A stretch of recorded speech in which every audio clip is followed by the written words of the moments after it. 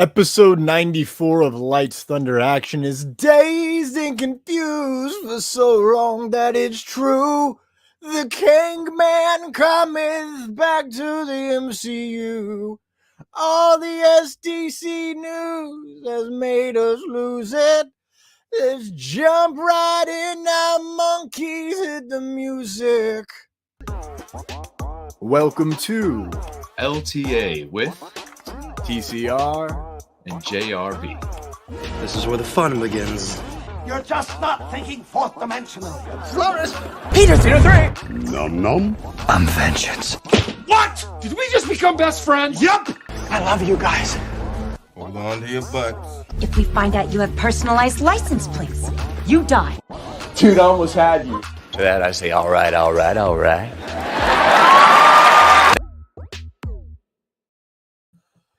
Good evening. It is July 25th, and it is time for your Monday night pick-me-up, where two Thunder buddies dive into all things Marvel, DC, pop culture, IP, and the latest happenings in the film industry.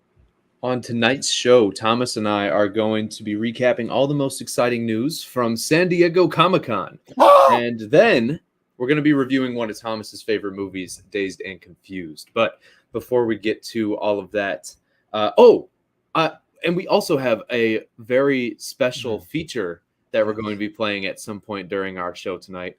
I'll let Thomas reveal it, but stay tuned for more on that. You are not going to want to miss it. Thomas, where can everyone find our show so they can tune in for this very special presentation we have? Of course, we are live beaming directly into your homes and phones via our LightsThunderAction Facebook and the HWWS WebTV channel on Twitter and YouTube. All of those links can be found at Linktr.com/LightsThunderAction. All one word, no hyphens, no spaces. Be sure to like, subscribe, follow to view the live version of our show where you can interact with us. But if you don't want to listen to our beautiful bearded faces, but you want to see our beautiful bearded voices, You can hear those voices on your favorite place to find podcasts like Apple Podcasts, Good Pod, and Spotify. Be sure to leave us a review while you're there, preferably 5 stars, if you will.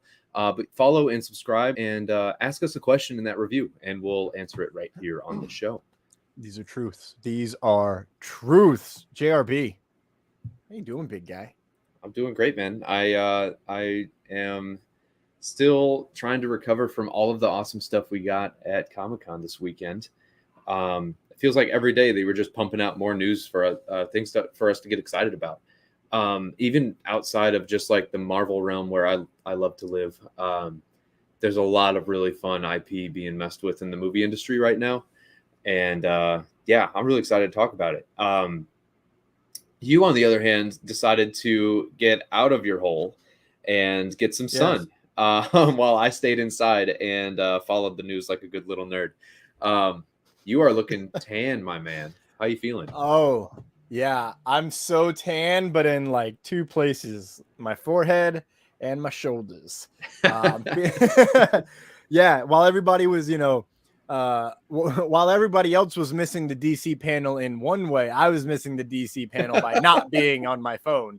I was out jet skiing with a friend, and we were just enjoying what you're supposed to enjoy when you live in Florida. Great day out on the water, just relaxing, all cool, getting sunburnt. Wish I was in a pool. But Same old. Just another day here in Florida. Had a great time. Then came home and stayed up all night, basically watching the Comic-Con Marvel explosion that really happened. It was like 2019 all over again, which was funny because David and I basically started our podcast unofficially that day because all we had was each other to talk about this stuff with. And then it was, I want to say it was about 10 months later, we started the podcast and just talked about all the things we wanted to talk about. And it was like, oh, they're about to come out with these movies, and then COVID. So it was like living that, but it was more like when I was a teenager, when I'm just like following it on my phone, or back then it was just my laptop, back in when Marvel did live blogs, Marvel.com. What happened, bro? I used to follow those live blogs all the time. They're gone. Yeah. Agent M leaves and live blogs are dead. That's depressing. Yeah, man. We just kind of focus on whoever's sitting in there tweeting the fastest. Shout out Murph's Multiverse, one of the writers for them. They were the one who had they had the thread. Oh, perfect live for thread. We were pulling from that all night. Really solid work. Me too. Yeah, way to step up and really take advantage of the situation and let a lot of fans follow along with you. I love that. Yeah, did you hear the fire alarm got pulled like shortly before the Marvel panel? I did not. I heard something about the alarm has been reset or whatever. Yeah, I don't think it was anything legit, but I think someone pulled the fire alarm like right as the Marvel panel was about to start. Kamala. I think they were up and running and like, yeah, we didn't look around to see if there were if there were any. Oh no, I already forgot the name of this Marvel clandestines. Thank you. I wanted to just call them the demon name that I'm also blanking on now. Mephisto. Yeah, but dude, Mephisto. Here's a question. I love it. Hit me. Do we, despite all the noise we've had the past year and a half, 2 years now, is Mephisto a practical expectation for the MCU with where it's at right now? Do you think like they could really introduce him in a way where it would make sense for a story they're trying to tell? Because I think the closest that they might be able to get to that is like the Agatha Harkness project. Yes, I think that would be the closest. However, there is a little movie called Quantum Mania, and the quantum realm is not what we thought it was. So they say. That's true. The trailer.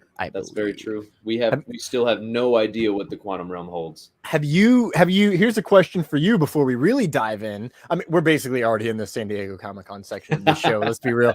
But before we go like deep into it, have you seen any of the trailers that leaked?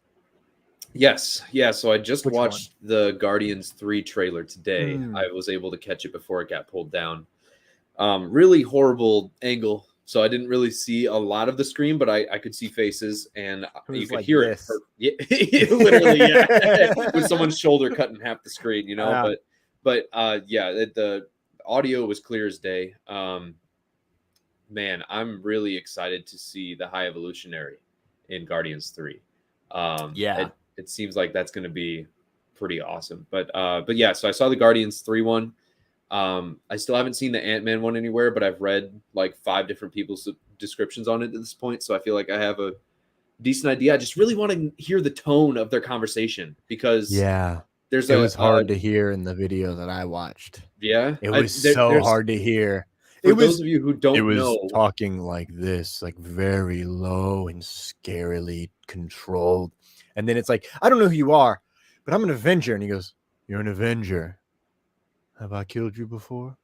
Right. And I'm like, oh, that's Kang talking to Ant-Man. And I have to know the nature of that conversation. Like, is it playful? Are they discussing something where they're not on the same, or they are on the same side in the moment? Or is he having like his villain monologue moment where he's about to step on Ant-Man's throat or something, you know? That's a damn good question. Because the way it plays in the trailer is very threatening. Like, I couldn't hear the lead up to it all, and I couldn't hear his monologue, but it's like, hey, I don't know who you are, but I'm an Avenger. And I couldn't hear how he said an Avenger, but I heard him say, "Have I killed you before?" And it's like so fucking cold, man. Yeah. It's like that. You can dread it, run from it. Destiny comes all the same. It's like there in that realm of like, we need it. We definitely need it. Yeah, well, I went back to last week's episode to see if I said it, but give me Kang or give me death. Kang's here, baby. He is. I swear I've heard you say Kang Dynasty. The Avengers 5, the Kang Dynasty. I know I've heard those words come out of TCR's mouth. That as soon as that came on the screen, I was like, there's no way this is real because they got it from the LightsThunderAction podcast. The dynasty has begun. Yeah. We got a few new titles actually for Marvel. We got Avengers 5 and 6. They're doing the Kang Dynasty, followed by Secret Wars, which is going to be crazy that they're going to do that in one film. But before we get into all that, man, let's go ahead and start with the animation side of Marvel, because we're gonna live That here in came the first. Marvel You're run. right. That was on Friday. It was. Yeah, Marvel had 2 panels, and they dedicated one of them just to the animation side of things. They're doing it. They're here. Animation is back, baby. Yeah. Shut up, David Thompson. I cannot understand people's gripe with the animated side of storytelling, especially with all of this IP they have at their disposal. I mean, look at how much fun you can have with a show like What If. It doesn't have to make 100% sense or matter to the story that they're telling in live action. It just gives you that medium where you understand and recognize all of the different elements already. So they can take all of those elements and switch them up on you and find a new fun way to tell that story. Animation is a great medium for just fun storytelling. And I think that this panel really laid out that that's exactly what they're trying to do. Which of these, because there's about, I think, 6 projects that I think are, well, they're all worth talking about, but there's, I think, 6 in total. Out of everything announced, what are you most excited about? Because I have a feeling that we have different answers on this. Intriguing. Marvel Zombies. No way. Okay, that's mine too, actually. I was like, I don't know if I'm gonna be into it, but they're like TVMA, and I went, yes. Feed me more. It's the first MCU series, live action or animated, that will have the TVMA designation. They've added, the Netflix series that all have that, the TVMA. They've added even Deadpool and Logan that are rated R, but there's been no MCU content that's had this designation yet, not directly through Disney. So it is really, really interesting to see that this is where they're starting. But yeah, we got a couple different shots of like the different characters that we're going to see. And a lot of them are phase 4. It actually looked like it got to a point where it's literally like old phases of Marvel heroes that are zombified versus the phase 4 heroes that are not.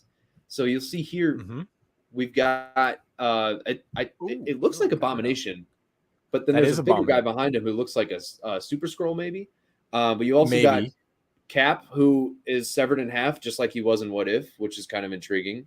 And you got Captain Marvel, Hawkeye, Scarlet Witch, and is that Cersei that's standing there? I don't understand. I don't know where. That. Next to Put Hawkeye. the mouse on it. No, that's Ghost.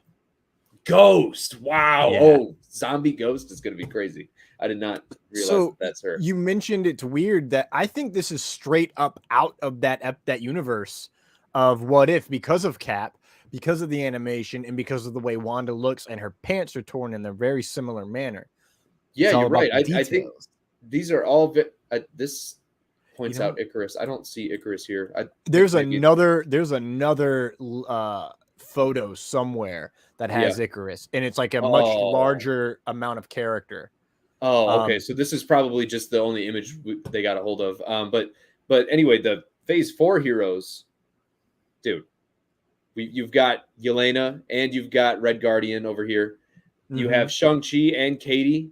You have Kate Bishop, Jimmy Woo, Kamala Khan, Death Dealer. These characters, I mean, some of them are very clearly going to be cannon fodder for this. Looking at you, Death Dealer. Same but guy. Jimmy Woo holding the playing card. Looks like an ace of spades. He's going to have more tricks up his sleeve, even though he is rocking the sleeveless look right now. Yeah. I love the gear that they're wearing, except for Red Guardian. He's like, fuck you. This is my gear, I'm the Red Guardian. Red Guardian hero.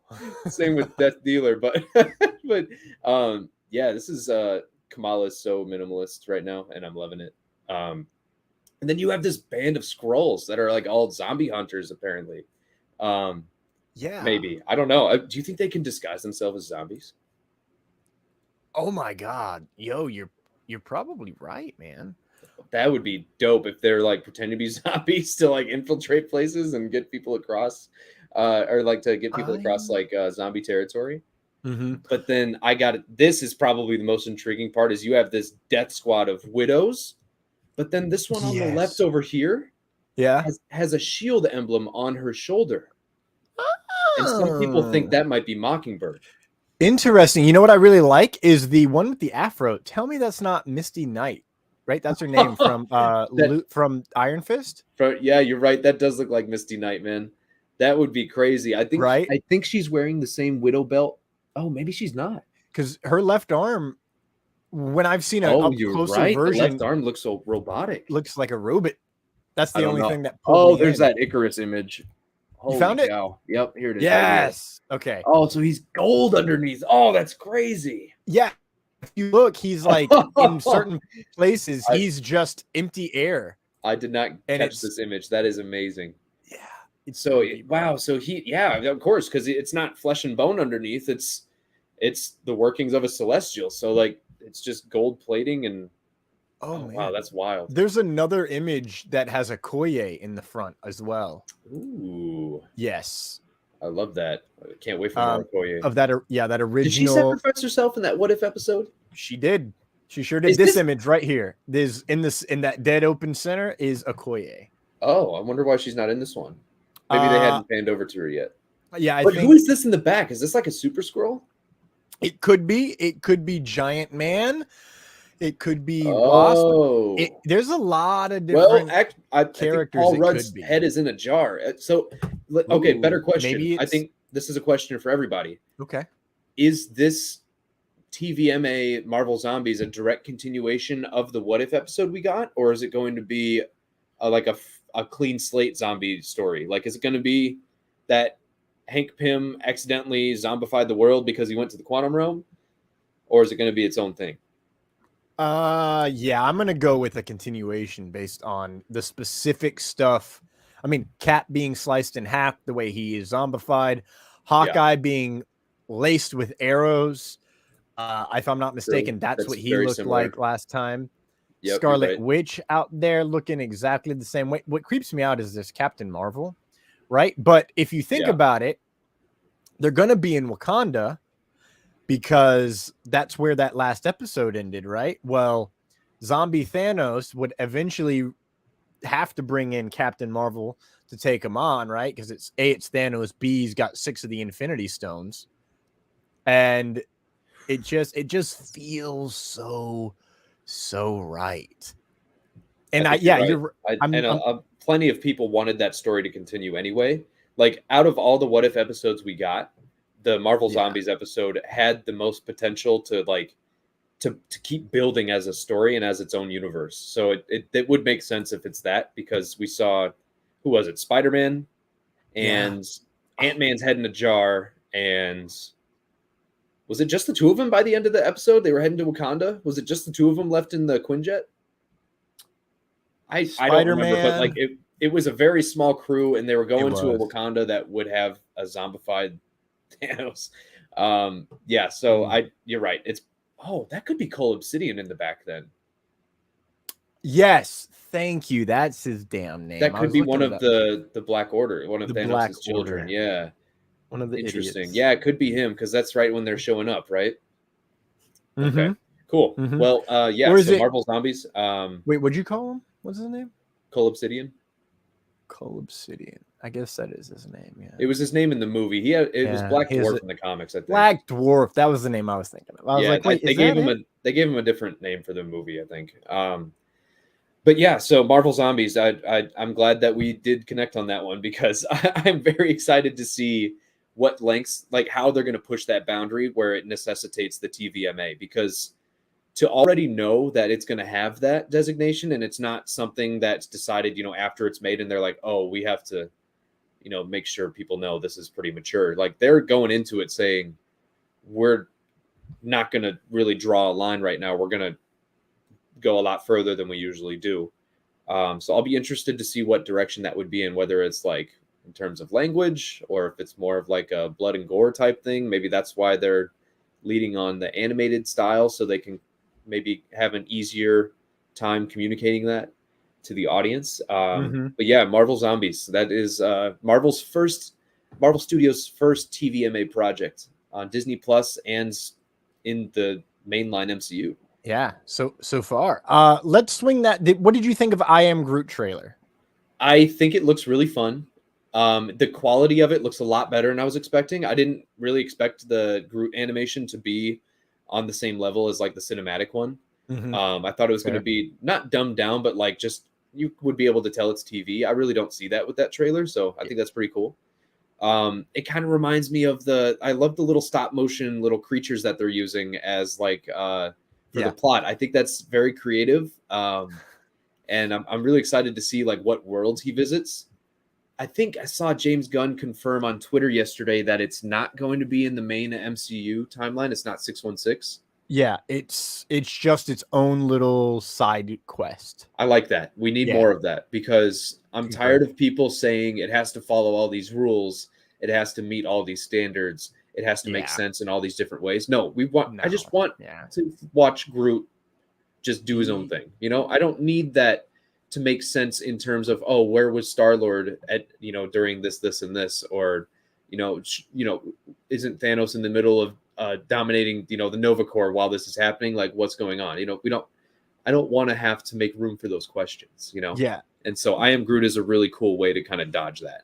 Another one. It's made for kids. So like, exactly. It's a kids show. Like, and I think a lot of these are really aimed more towards the kids. Another one, and this is up the same alley as the Spider-Man freshman year. Yes. That had some really interesting reveals in it. He's going to be having some characters, including Norman Osborn, in this series. He's going to have characters that don't make sense when you look at it from an MCU standpoint, because he'll be facing off against villains like Doc Ock. His mentor is going to be Norman Osborn. There are plenty of things that make you go, wait, then this can't be the MCU Spider-Man. Mm-hmm. I'm happy about that. I want to learn I want to know their take on the Spider-Man origin story, but I don't need it. I don't need it in the MCU. I just want an original story. I do. Yeah, I feel that entirely. I was hoping it would be canon. Here it is. Will I watch this show? Probably not, actually. Wow, really?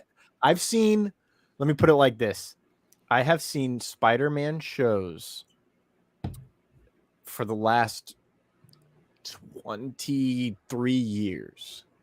I've watched a lot of Spider-Man cartoon shows, and after a while, they're just recycling the same comic storylines and doing like slight variations that I'm just like, okay, cool. Okay, cool. Sometimes I'm like, oh, this show is great. I'm all in. And other times I'm like, okay, cool. Like Spidey and his amazing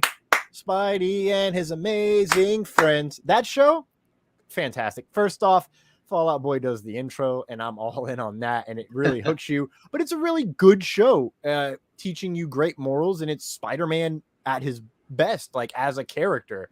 It's got Spider-Gwen in there, and it's got Miles Morales, which for some reason they call a totally different name, Spin, maybe. I don't know. I never get it. Just I didn't know that. Yeah, it really, really annoys me. That's a little weird. Oh, I'm sorry. Ghost Spider is what they call Ghost Spider. Gwen, but it's like Spin, and I'm like, no, his name is Miles. Get it right, please. Huh. But I definitely think that Spider-Man freshman year will be fun. I'll probably watch it all once it's out. I'm not going to go week to week with it. I will say, really big fan of Norman Osborn coming back with the waves.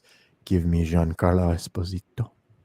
Ooh, I like that. Yeah, it's interesting because like they went out of their way in No Way Home to establish that Norman most likely doesn't exist in the main MCU, or at least isn't at all what he is or what we're used to seeing him as.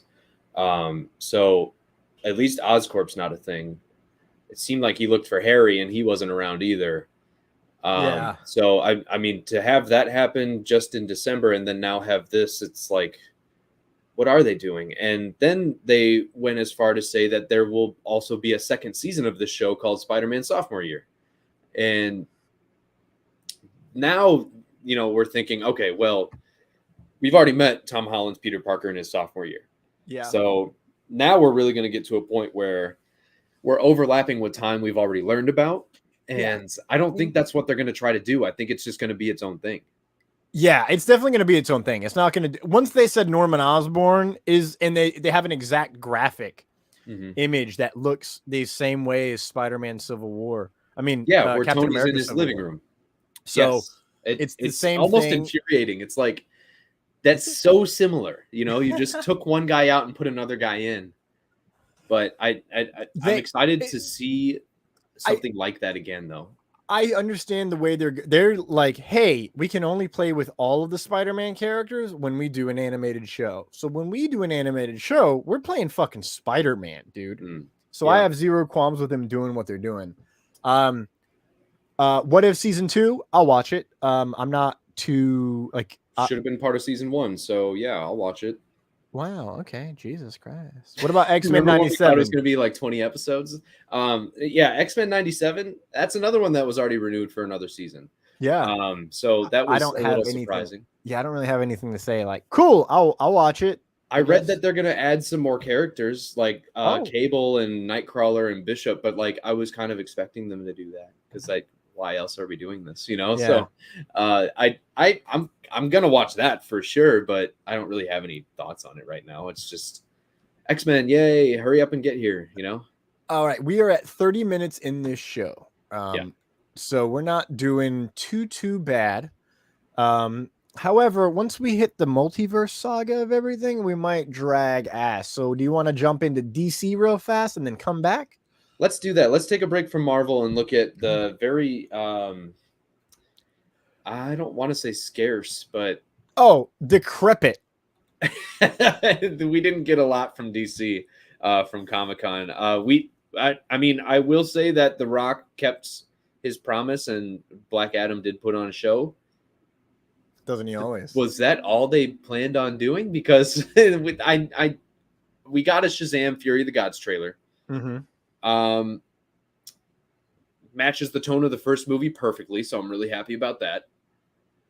We saw Aquaman for a second in a montage. We saw The Flash, but we saw nothing of The Flash's own movie, which is already supposedly a finished shot, ready to go movie that's comes out a year from now? A little less than a year, maybe. Well, we're waiting. That's how I feel about that movie. They're just I am so tired of this hush hush mentality from WB and how they're like, well, if we just don't acknowledge it, then it's not a problem. And that's exactly where we're sitting right now with this Flash movie. And they're still making in-universe references to him, but they're not updating us on when they're actually going to release that movie for him. That feels like it's been in the making for the better part of a decade. Thomas, I know I was really hoping to get some cool DC updates. I saw everything Marvel was doing and wanted to see DC try to match that, or at least put something together that could pull some attention their way. It looks like they really just left it up to The Rock to make that happen. How do you feel about the news we did get about DC? What out of this is exciting to you? Out of the stuff we did get. Yeah, because I think we can all agree that DC didn't show up in the way we wanted them to. And in the way that I think I could argue that they needed to. There's been so much turmoil and uncertainty surrounding their superhero movies, like pretty much all year. And I don't even want to look further back than 2022 because just the stuff that's stacked up this year is like, what are you guys doing? You know, what are you doing, Saz? And I don't know, is another DC fandom on the way? If not, fandom, yeah, probably, fandom. yeah. Why not? Why not do that? I'm only asking because I have to assume they're saving everything for that because, I feel that. I'll let you take the floor. What's going on with DC that you think looks good? What do you think doesn't look good? I know just as much as Warner Brothers Discovery at this point, and that is I don't fucking know. No, I kid. I think what they really are doing is they are saving everything for their own shtick. DC fandom. That's where we premiered the Batman trailer. We premiered the Batman trailer. We broke the internet. If I'm not mistaken, we might have gotten a first look at Black Adam at last year's fandom. And then this year at San Diego Comic-Con, we've got what, 4-ish months? No, 3 months until his movie comes out.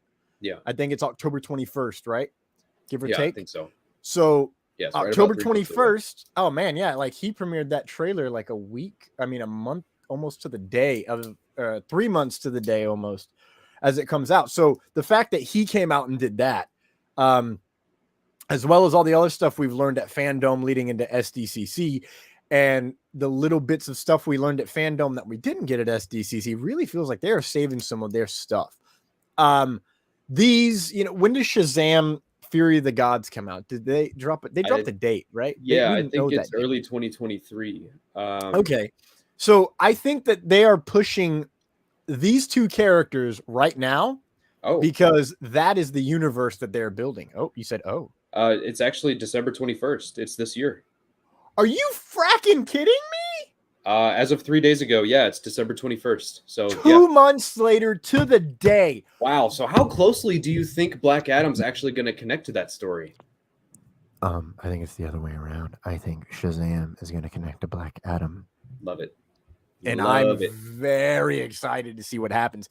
You're right, because Shazam's already been connected to Black Adam. The whole first movie was secretly, subtly, the subplot was we're missing what? This is happening because Black Adam was a thing. Yeah, essentially.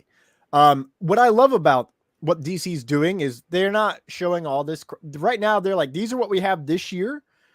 And in the same way that Marvel did, they're like, here are the trailers that we are releasing now because they're coming out next. Wakanda Forever, She-Hulk, bangers. Black Adam trailer, infinitely better than the other Black Adam trailer, which I liked, right? But this one has, nah, man, it's, superheroes don't kill, and you see him just beating the crap out of people. So when he gets to the end and he goes, but I do, I'm like, oh, he's going to kill some heroes in this movie is the vibe I get. And I'm like, I'm over here rooting for, someone to die, not Dr. Fate, but maybe, seeing a henchman get launched in the air out into the ocean was surprisingly, I'm scared to say satisfying because we're recording live right now, but there was something about it that goes, superhero movies are missing that, it's like, I want to see the guy that can be the other side of the sword. So this will in effect bring more appreciation to the hero story too, because you'll get a better sense of the heroes that withhold from doing some of the things that Black Adam does. Like with Man of Steel, Zack Snyder, one of the best themes of that movie is the fact that Superman considers humanity to be sacred, and he doesn't kill, and having to walk that line, and ultimately being like the real conflict at the end of the movie that he has to come to terms with. That's the whole weight of the film, really. And I think having a guy like Black Adam who doesn't take the time to make those considerations will, in effect, kind of make people appreciate Superman's way of doing things more. I think Superman can succeed in a world a little bit more where there's also guys like Black Adam that are being shown. Yeah, I think DC was, hate to say this, I really fucking hate to say this, I think DC was very smart in only showing the two that they have coming up next. Wow. Because big brain. I can't believe I said that. Like, I kind of want to throw up. WB, what a brain. Oh, that's fantastic. That was really bad. That was bad. But that was bad. So you think that was a good move that they're just keeping it like pretty localized right now, and they're not even looking past 2022? Because that's pretty much what they did. Because what they always do is, here's our next slate of movies. They try and pull Kevin Feige, and none of those movies ever happen. I mean, the Flash movie has been announced for 8-9 years. I think at the 2019 San Diego Comic-Con, that movie it didn't show a trailer there, did it? No. Or was it announced there? It was, I think, or reconfirmed. It's been quite the saga, because there's been a Flash movie in development for like 10 years now. For a while, yeah. As soon as, I think it was Batman versus Superman, around the time that movie came out. Okay, that was like 2016, yeah. they're like, here's Justice League 1, Justice League 2, Green Lantern, Cyborg, Aquaman, The Flash, another Wonder Woman. Right. And well, Here we have we are. Aquaman. We might have Aquaman. But and then people are they getting didn't cut out of that movie too. So well, it'd be like that sometimes. I mean, I'm not gonna say that they're like the lesser Atlanteans, but they might be. I don't know. They might be after this winter. After this week. Okay, so which trailer did you like more? That's my only question for you. Black Adam or Shazam? Oh, I thought you were going to ask me Black Adam or Black Panther. I was like, whoa, hold on. No. I definitely Black Adam. I'm Oh. loving every little look that we get into the Black Adam universe because this is a film Black Adam's one of my favorite DC characters, period. So having this finally come to life and seeing that Dwayne Johnson is finally getting to realize it is really cool. So every little piece we get of that is awesome. But I had no complaints about the Shazam one either, because that's one of my favorite DC movies. So, Yes. I'm overall just very happy with where that franchise is going, because once those two collide, Shazam and Black Adam, I mean, that's going to be an electric dynamic on screen. Nice. Mine is actually Shazam. As stoked as I am to see Black Adam, I didn't need to be sold on Black Adam. You're giving me The Rock. End of story. There you go. Like legit, I've been watching that man since I was 8 years old. I read his autobiography far too young, right? I'm in. I'm already in. You give me, once I saw him electrocute people in the fandom thing, I was like, that's all I needed to see. He's gonna kill some people. He really is not gonna be, he's not gonna be hero washed. Like, it's not so much whitewash, but he's not gonna be hero washed. Like, oh my God, who am I thinking of? There's a character who's an anti-hero, but they paint him out to be like a really, really good like a hero. Venom. Yes, thank you. Venom. Ah, thank you. Yeah, he's painted to be a hero in those movies. I want Black Adam to kill some people, and I want to feel bad that he killed those people. Yes. I don't want it to be like, oh, just a nameless henchman. No, I kind of want him to kill someone where I'm like, he should have did that. Like, I don't like that he did that. Yes, exactly. And I think one of the best places we see that is when you and I watch The Boys, because they're able to walk that line with all those characters where they do fuck up and make mistakes, where everyone is saying, hold on, that you should not have done that. Yeah, you know, and we need more of the. Yeah, thank you. We could come up with a dozen examples right on the spot, and that's one of the reasons that show works so well, is because they have characters that are truly unpredictable. You can go sit down and watch this character for 3 seasons, and you still have no idea how they're going to react when they're put in a room with, say, a character that they have remotely any history with. Like, for instance, Homelander and Maeve. The tension you could cut with a knife, but you never know how each one is going to react to each other in the conversations they're having. Black Noir is a perfect example of that. You know, that was a whole story they spent half a season building up, and they just pulled the rug out from under you right when you thought you were going to get the resolve you wanted. Yeah. And that's what I want from this movie. Having that with Black Adam would really set a tone for superhero movies, and he's talking so much about how this is going to start a new era for the DC universe. I'm really hoping that it'll also translate to Marvel, so we can have projects that aren't just about the hero archetype, you know. Intriguing WandaVision, Scarlet Witch and the Multiverse of Madness, and the Agatha show that they're apparently doing. Yes. Thunderbolts. Let's stick to DC. So the Shazam trailer is my favorite because I wanted to know what it was going to feel like, because I loved the first Shazam movie. But in the same way, I was like, I don't know, like, it could be a lot of different things. And they showed me the trailer, the first Shazam trailer. I'm like, if this movie sticks to this trailer in the terms of tone, I'm going to love it. And it did. It nailed it. So I'm expecting the same thing. And this had that teenage angst, right? The first one was like, I'm a kid, like, wow, I got superpowers. And now it's like, you know, it starts out with him in therapy. And it's fantastic where it leads and where it goes. And I think what it's doing is, as these kids get older, that's when they can take on Black Adam. Their suits look closer to Black Adam now. So I find it very intriguing that they are now 2 months apart from each other. Yeah. And, you know, and I do believe he's as strong as Superman, Shazam is, right? So the hierarchy of power in the DC universe is about to change. Could be leading to an actual Superman appearance with one and only Henry Cavill. Before we leave DC, The Rock said this weekend at SDCC that Henry Cavill is the Superman of our generation. He's a buddy, and Superman will only beat Black Adam if it's the right actor playing Superman. That was the WWE coming out of him. Yeah. Because... not just that. If you look at the Fast movies, they have a legitimate hit count. Everybody has to have the same amount of hits. It's an action star thing. It's a trope. It's a behind the scenes trope of action stars and films. Like, I gotta look the best. Right. It's a thing. Where if The Rock throws you into a filing cabinet and bends it in half, then you get to push him through a wall. Thank you. That's exactly what I was about to say. It's almost like sense. I've seen the movie. I have not actually seen that movie. I just really, because that's literally the example I was thinking of.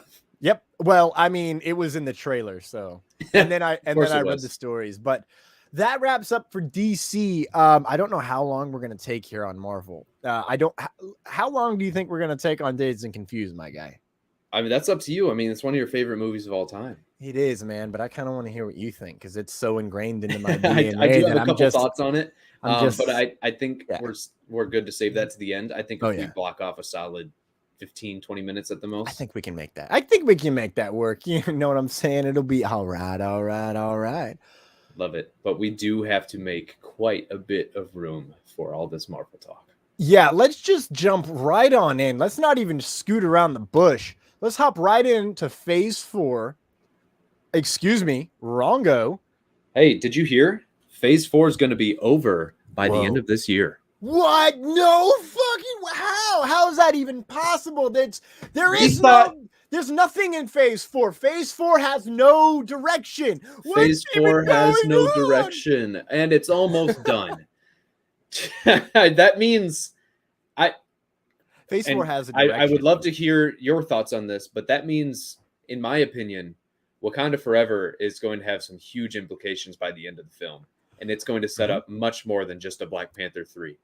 Intriguing. Phase 4 has been about introducing people, introducing characters. And ideas. And it's been about grief. If you look at WandaVision, and then you look at Black Panther Wakanda Forever, then Hawkeye, you look at everything in Phase 4, grief. It's powerful. Miss Marvel, brand new character. That whole series was about the grief of a family starting with one woman and it trickling down via generations. So grief has been Phase 4. Why are we focusing on grief? Because I think Phase 5 is going to be about death. It's going to be pretty heavy-handed. I mean, I think we'll get to that in a minute because they confirmed something as crazy of an idea as Secret Wars being a real thing that they're going to be working on. We're probably going to have to see a lot of people die before we get to that. And I mean, like, a lot of people. Like, probably way more than I'm okay with. Thomas, I just have to say, they're all going down. We thought Infinity War was bad. They're going to have to top that. Yeah. I think they will. Ready. I think they will. And the crazy part is I'm not even sure it'll happen in a single movie. But we'll get to Phase 5. I want to talk. I feel like we need to end on Black Panther Wakanda Forever because that's our next movie, right? We need to do what they did and kind of end there.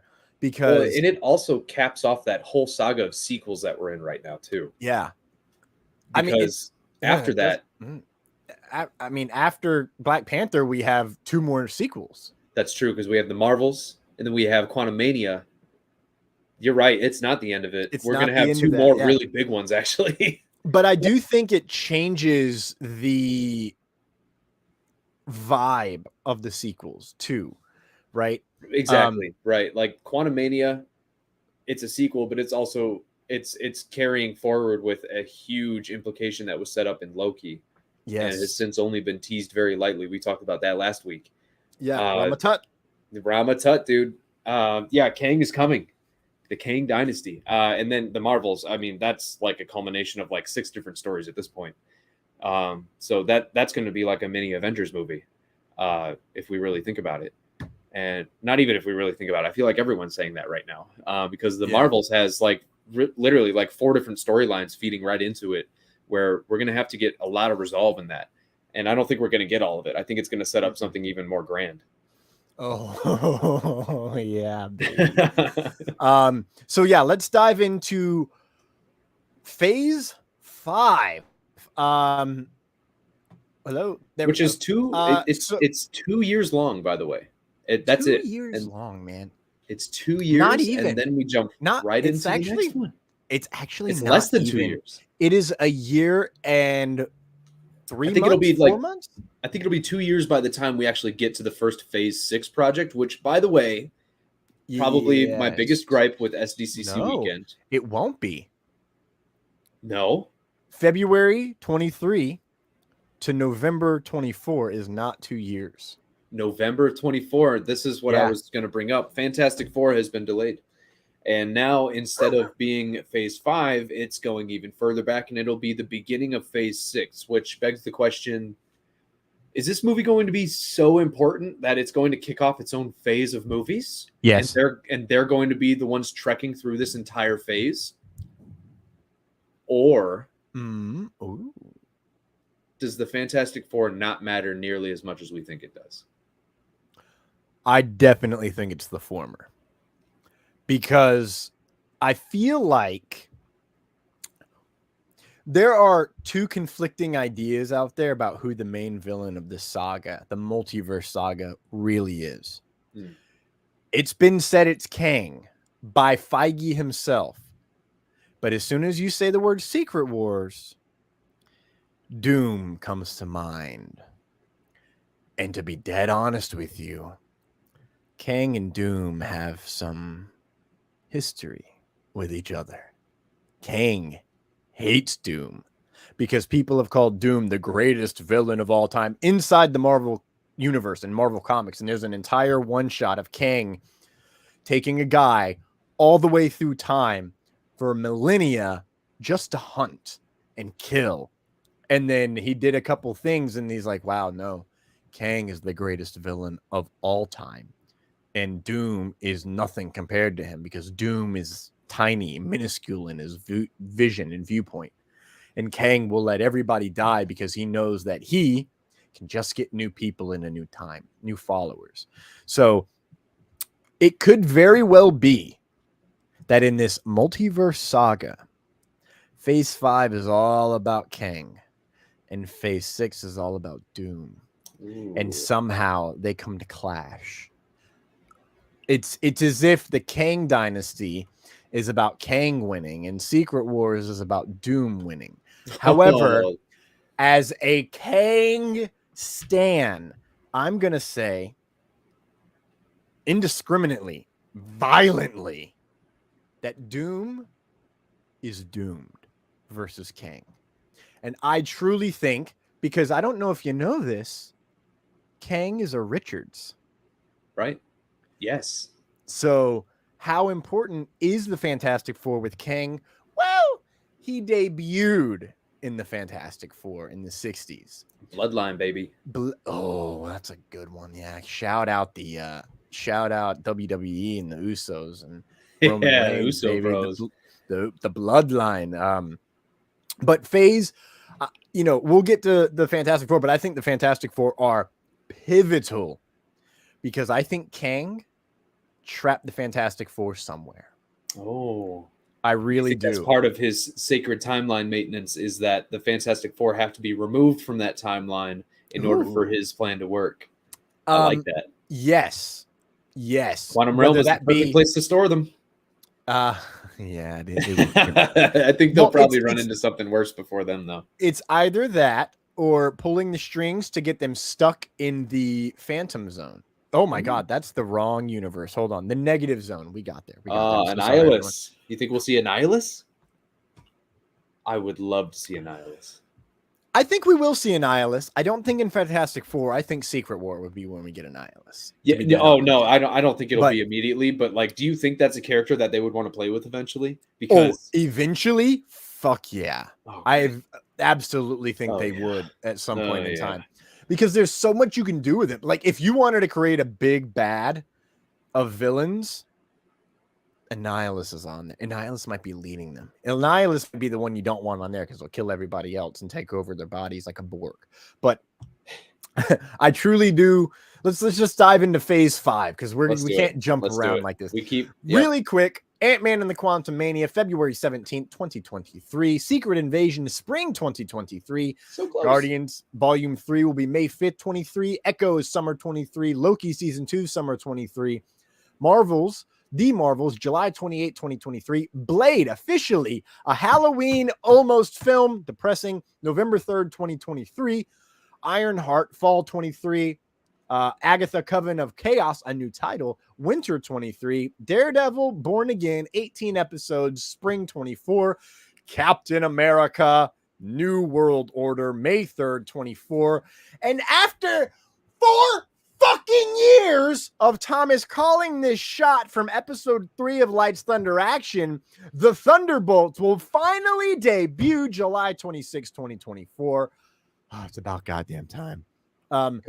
Good looking. We have some strong projects. Not really. I think every project on here was already confirmed, right? I don't think confirmed, except for rumored. Yes. Rumored, yes. What on here was not confirmed? Like, was it there was a. I mean, I'm gonna go ahead and say I don't trust trades because sometimes trades get bad. Bad details. We've seen that a lot lately, yeah, and and that was one of the biggest detriments of DC's Comic-Con panel was that Deadline reported that Henry Cavill, I keep doing that. Henry Cavill was going to make an appearance at the Black Adam panel as and announce his return to Superman, and that came from Deadline, which is a trade that a lot of people trust with their info. They're one of the most reliable ones, and over the past year I feel like they've really been slipping up. Correct me if I'm wrong, was it also Deadline that had that Eternal spoiler with the Harry Styles thing? It was either them or Variety. Yeah, I always mix Variety. Okay, but yeah, man, these trades they're just out for themselves. They're just out for themselves, man. But I can totally relate to that. So I'm looking at this, and the only things that were not mentioned already. So I'm pretty sure everything before Agatha on this graphic was confirmed, either mentioned at a Comic-Con or announced at Disney Plus Investors Day. Right. Including Echo. Right. Because they were talking about Hawkeye, and then it's like Echo, and she's going to branch out into her own show, Echo. Yeah, I remember that. So, and they announced Ironheart, and I'm pretty sure they announced that she'd be appearing in Black Panther Wakanda Forever as well. So Thunderbolts, I think Daredevil, I don't remember if Daredevil was mentioned in the Hollywood Reporter or Deadline, but overall, I care not. I care that we have dates, we have orders, we know what's coming, and I wasn't really needing that. I was hoping to get some information, like specifically for Secret Invasion and Echo and Ironheart, all the things that are filming. I kind of wanted to know, like, when is it coming out? Because sometimes you can film something like a week ago and it not come out for 2 years, or you can film something in 2 weeks and it be coming out in 18 months or like in 8 months. I'm looking at you, Peacemaker.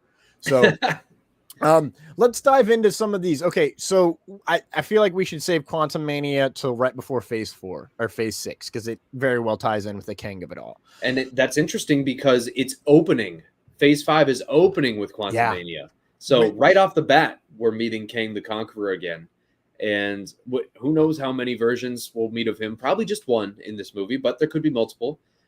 Just to remind people that on the big screen too, Jonathan Majors' Kang the Conqueror can take many forms. So Yes. well, that'll be interesting to see. But yeah, you're right. They're opening with Kang the Conqueror. So yeah, let's save that to the end so we can have it lead right into what you think Phase 6 will have in store for us. Yes. So I want to talk about, Quantum Mania. I want to talk a little bit about Secret Invasion because I loved what I heard. Guardians of the Galaxy Volume 3, I'm just going to say I'm ready. I don't need to see anything. Just I'm ready for it to come out. Like my hype is as hype as I probably can get without a trailer. Yeah. Echo is things are happening in Echo that we'll get to. We'll have to mention She-Hulk at that point. Loki Season 2, I'm very hyped for very obvious Kang related reasons. The Marvels, I find it very interesting on this graphic that Quantum Mania is right above Loki and Secret Invasion is right above the Marvels because I feel like those are going to tie in so much. That's a really good point actually, and I'm excited to get Secret Invasion before the Marvels because originally I don't know if this was just my own misunderstanding, but I thought that was coming after the Marvels, and because the Marvel's supposed to be at the end of this year, right? And it got pushed back.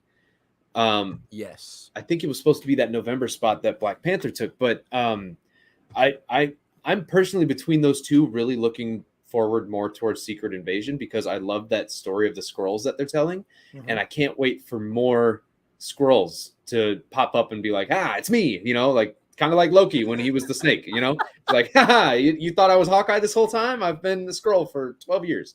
And I want to see that. The fact that it's coming before the Marvels means that we have a better chance, and maybe this is just me, but we have the chances more than none now that we'll get a continuation of Secret Invasion in the Marvels.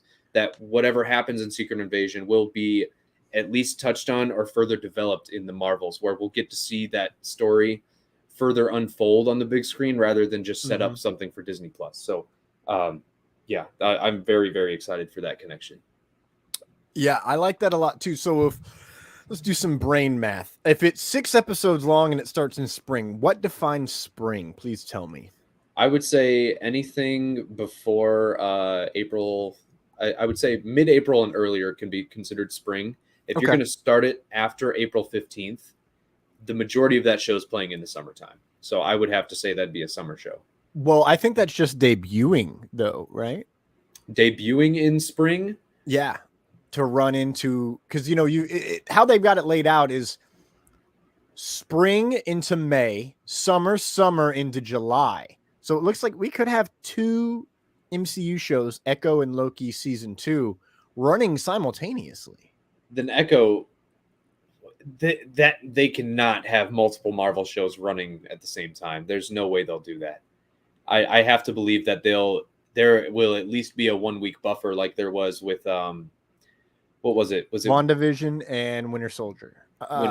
Falcon and Winter Soldier. Yeah, and then also I think was it Loki and What If? No, they had a bigger gap there. They had a much bigger gap. Was it that? Yeah, I don't know. I don't know which one I'm thinking of, but it might have been that WandaVision one. But yeah, they would have to at least start Echo. I guess the earliest they could start Echo by calling it a summer project would be like late April. I don't see them starting it any earlier than that. But so Secret Invasion, I would have to put somewhere in like March, right? Yeah, March going 6 weeks puts us into, that'd be a great setup to go into the Marvels. I would love for the Marvels to tie in. It does get really mucky. You're right. And in that summertime of 23, there is a total of 6 projects in the span of 5 months. 6 projects in 5 months. That's. And then if there's ever been oversaturation, I think that's a good example of it. I'm not saying any of these projects will. No, I am saying I think at least one of these projects will not benefit from them being all so close together. I think something is going to suffer like a Miss Marvel type of viewership where it's going to not get kicked under the rug, but it's kind of just going to come and go. It's going to come and go. Is there an Echo in here? I think it's I Echo. hate how much you're probably right about that. Yeah. But it is hard to picture what that show's going to be about. Here's something saving Echo. Daredevil. Kingpin. Right. All the Daredevil. Yeah, it's got great, and it's so closely tied with those characters that it's natural for them to come in. And they also tied her really closely to Yelena and Clint and Kate. So like this show could blow up. You're right. They made a lot of very strong connections already. And there's another one coming in that we saw teased in the She-Hulk trailer that'll be an even bigger connection for her. So yeah, that's a really good point. Are you talking about the red and yellow? I'm talking about the red and yellow, baby. Daredevil. We in the She-Hulk trailer, which was an absolute banger. I didn't even care that Daredevil. I was like, oh, Daredevil, cool. I got more hype when people changed the coloration and made it very visible to my eyes that it's yellow and red. And I'm like, oh, baby, yeah, give it to me, give it to me, give it to me, baby. But I'm all in on She-Hulk. I'm so much more in real fast because it's made for me. It's 100% made for me. In the tone, it does look really fun.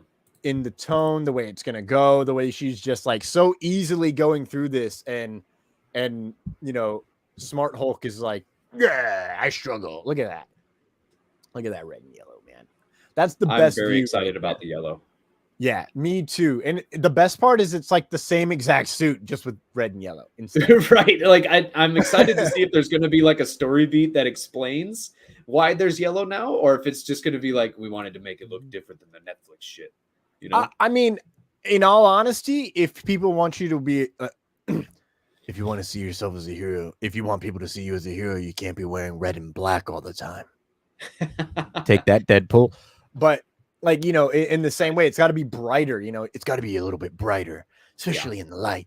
When you take them to the light, blah, blah, blah. Anyways, I'm not going to fucking try and Daredevil my way through this. But yeah, She-Hulk, dude. Lots of Hulk stuff. Lots of Hulk stuff. And a lot of Daredevil, dude. Not a coincidence. Disney Plus also released a Hulk collection where they feature Hulk leading up to the show. So at Bruce Banner's Smart Hulk, or is that what we're still calling him? I think we're just calling him Bruce. Let's just call him Bruce. Maybe Brulk. Regardless of what we're calling him, I think that this is a good sign for Hulk, because they're going to introduce She-Hulk as the cool, clean, composed Hulk that has a brain. And that will reopen the door for us to get a Hulk that is truly mindless and crazy and rageful again, because we haven't seen anything like that since Age of Ultron. Well, yes. I mean, a little bit of Ragnarok, and I guess the opening scene of Infinity War, but that's the point, is it's been sprinkled in, and we really haven't seen Hulk take that effect in a very long time. This could open that door for that to come back again, where now that they have a Hulk that makes sense to the audience, they can then transition Bruce to more of a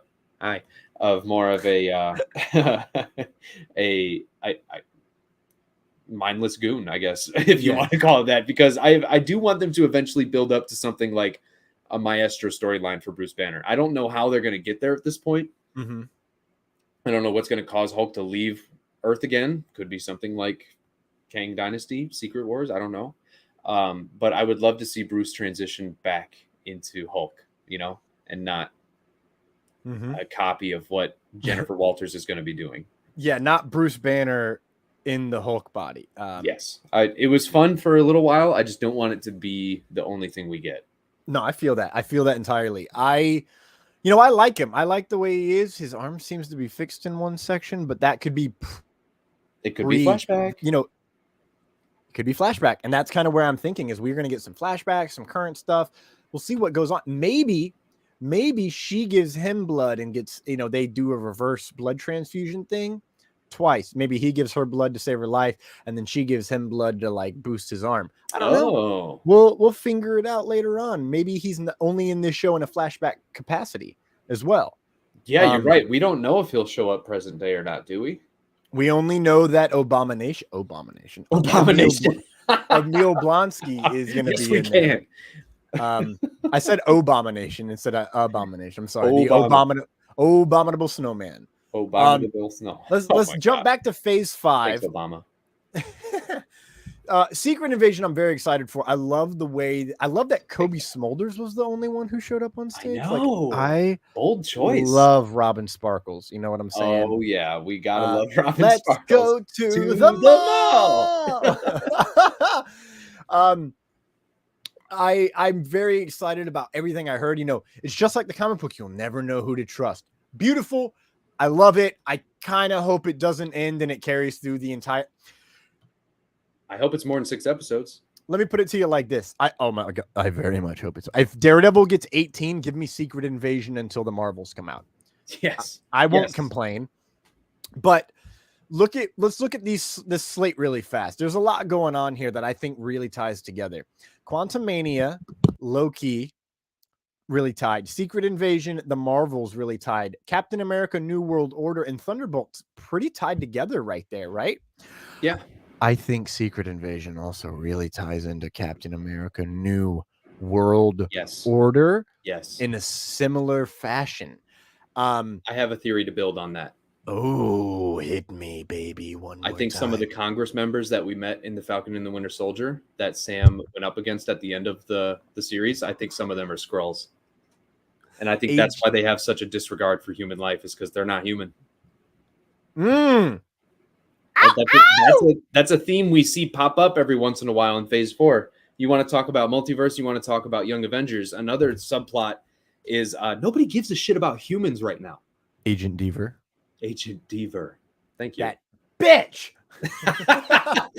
Yeah, but not because she's a lady, because she's a Skrull. No, but you're right, because Nick Fury, if he's tied to any franchise, it's the Captain America franchise. And the way that he was used in the Winter Soldier, I have a feeling will be very similar in terms of like espionage and like political thriller. I think Secret Invasion will be right up that alley.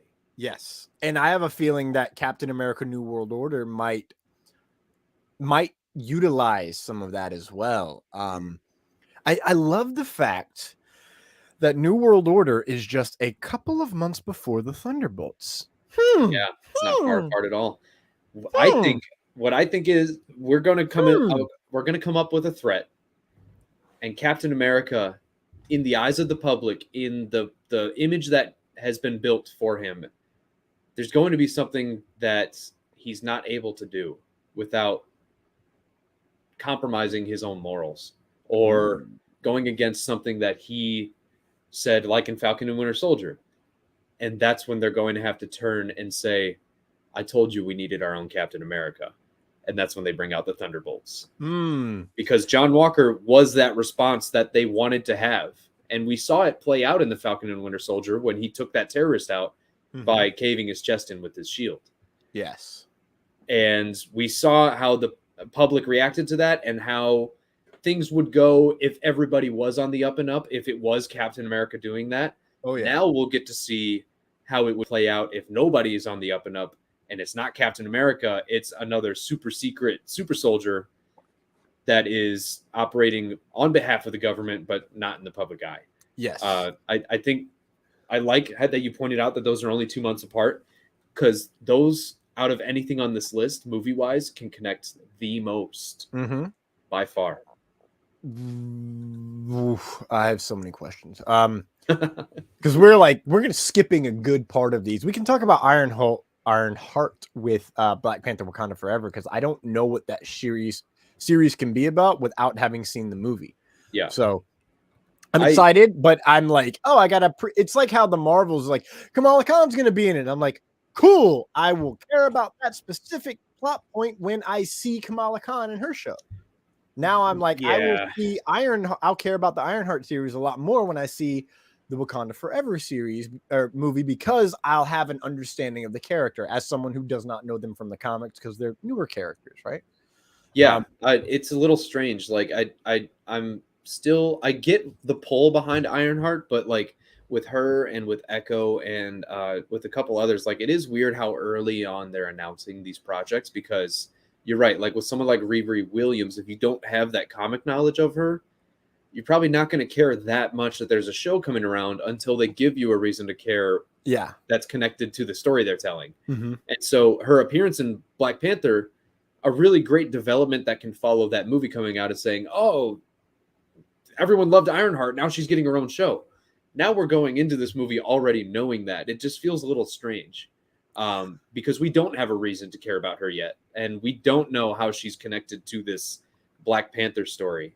So it's interesting that they're already kind of they're showing their hand a little bit, saying, we do have big plans for her. I mean, in the same way you can say they're showing their hand on Daredevil. Yeah. They're showing their hand on Thunderbolts. They're showing their hand on Blade, right? Like, they've really shown their hand on Blade. They announced Blade, and then he's had one voiceover cameo. Mm-hmm. So that's true, but no one would have caught that voiceover cameo if you didn't have that announcement. I think true. That's the line you're walking is. And that's the point, right? That's the point. It's like, oh, that was Blade? it's like, it's literally them going, hey, make sure you're looking for this guy when you're watching these movies, Yeah. And so that's what we have with Ironheart now. And you're right, with Daredevil as well, because his show won't be here for another 2 years almost, but he's already popping up in a She-Hulk trailer, He's caught a brick in Spider-Man No Way Home. And he's also going to be voicing Daredevil in Spider-Man Freshman Year. And he'll be an Echo. And he's an Echo, yeah. So, yes, Ironheart could have the same effect where she starts popping up everywhere. And I think that's going to happen a lot for a lot of these young Avengers. I think Kate Bishop is going to be more of a mainstay that we'll see here and there because she has a direct in with the Avengers now where Hawkeye might send her instead of going himself on the next mission, where if they call him and say, hey, Hawkeye, I need you, he might finally be like, you know what? I'm not ditching my family this time. Kate, why don't you go deal with it? That's how the Hawkeye series ended for me. Like, it's like, oh, like, should I be this name? I got an idea. Hawkeye. And that's how it ends. And he's like, get me the frack out of this game, please. Right, because you had his wife who was very clearly out of the game, and he's like playing catch up through that whole series where he's like, I wish I could be out of this like you are, because then I could just be with you right now, And if they could just leave it at that, that's why it's my favorite Marvel show so far, is because it's about a hero that is just fed up with being a hero. And he's like, let me give this to someone else. I'm done with this, And I think it's one of the boldest stories they've told. I think a lot of people don't give it a chance because it's Hawkeye, but I think that was one of its strongest points. But we're getting off track again.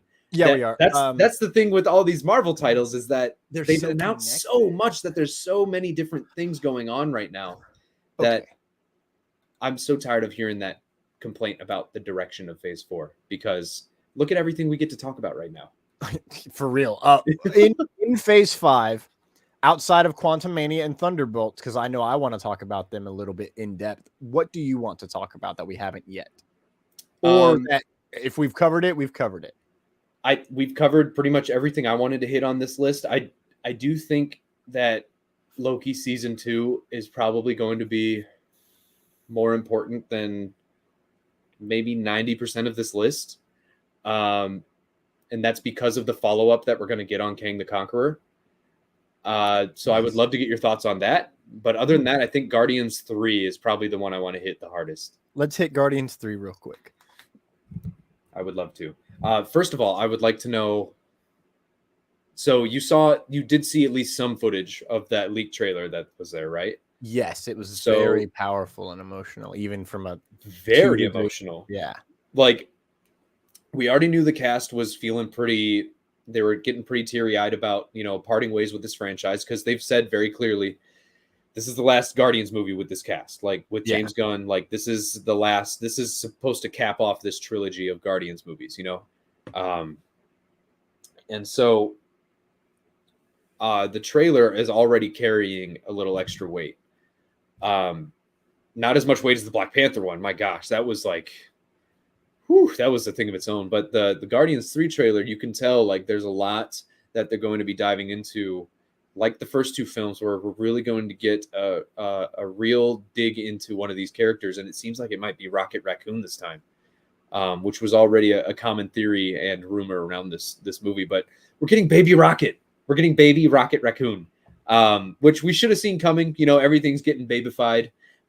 We had Baby Groot already, so I thought maybe this wouldn't happen. But no, we're getting Baby Rocket. So we're going to get little Rocket origin story. It seems like the High Evolutionary is going to be his big bad that he's going to have to go up against. Yes.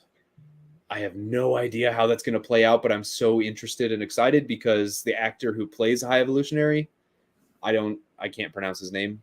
But I loved him in Peacemaker. He plays like that menacing, like evil, kind of twisted, but like also like he just plays a very layered villain very well. Yes. And so I'm very excited to see what he's going to bring to the table. I have no idea what they're going to do with Will Poulter's Adam Warlock. No clue at all. Is he going to join the Guardians? Is he going to be against them? Is it going to be a little of both? Is he even going to be a threat at all, or is it just going to be some gag?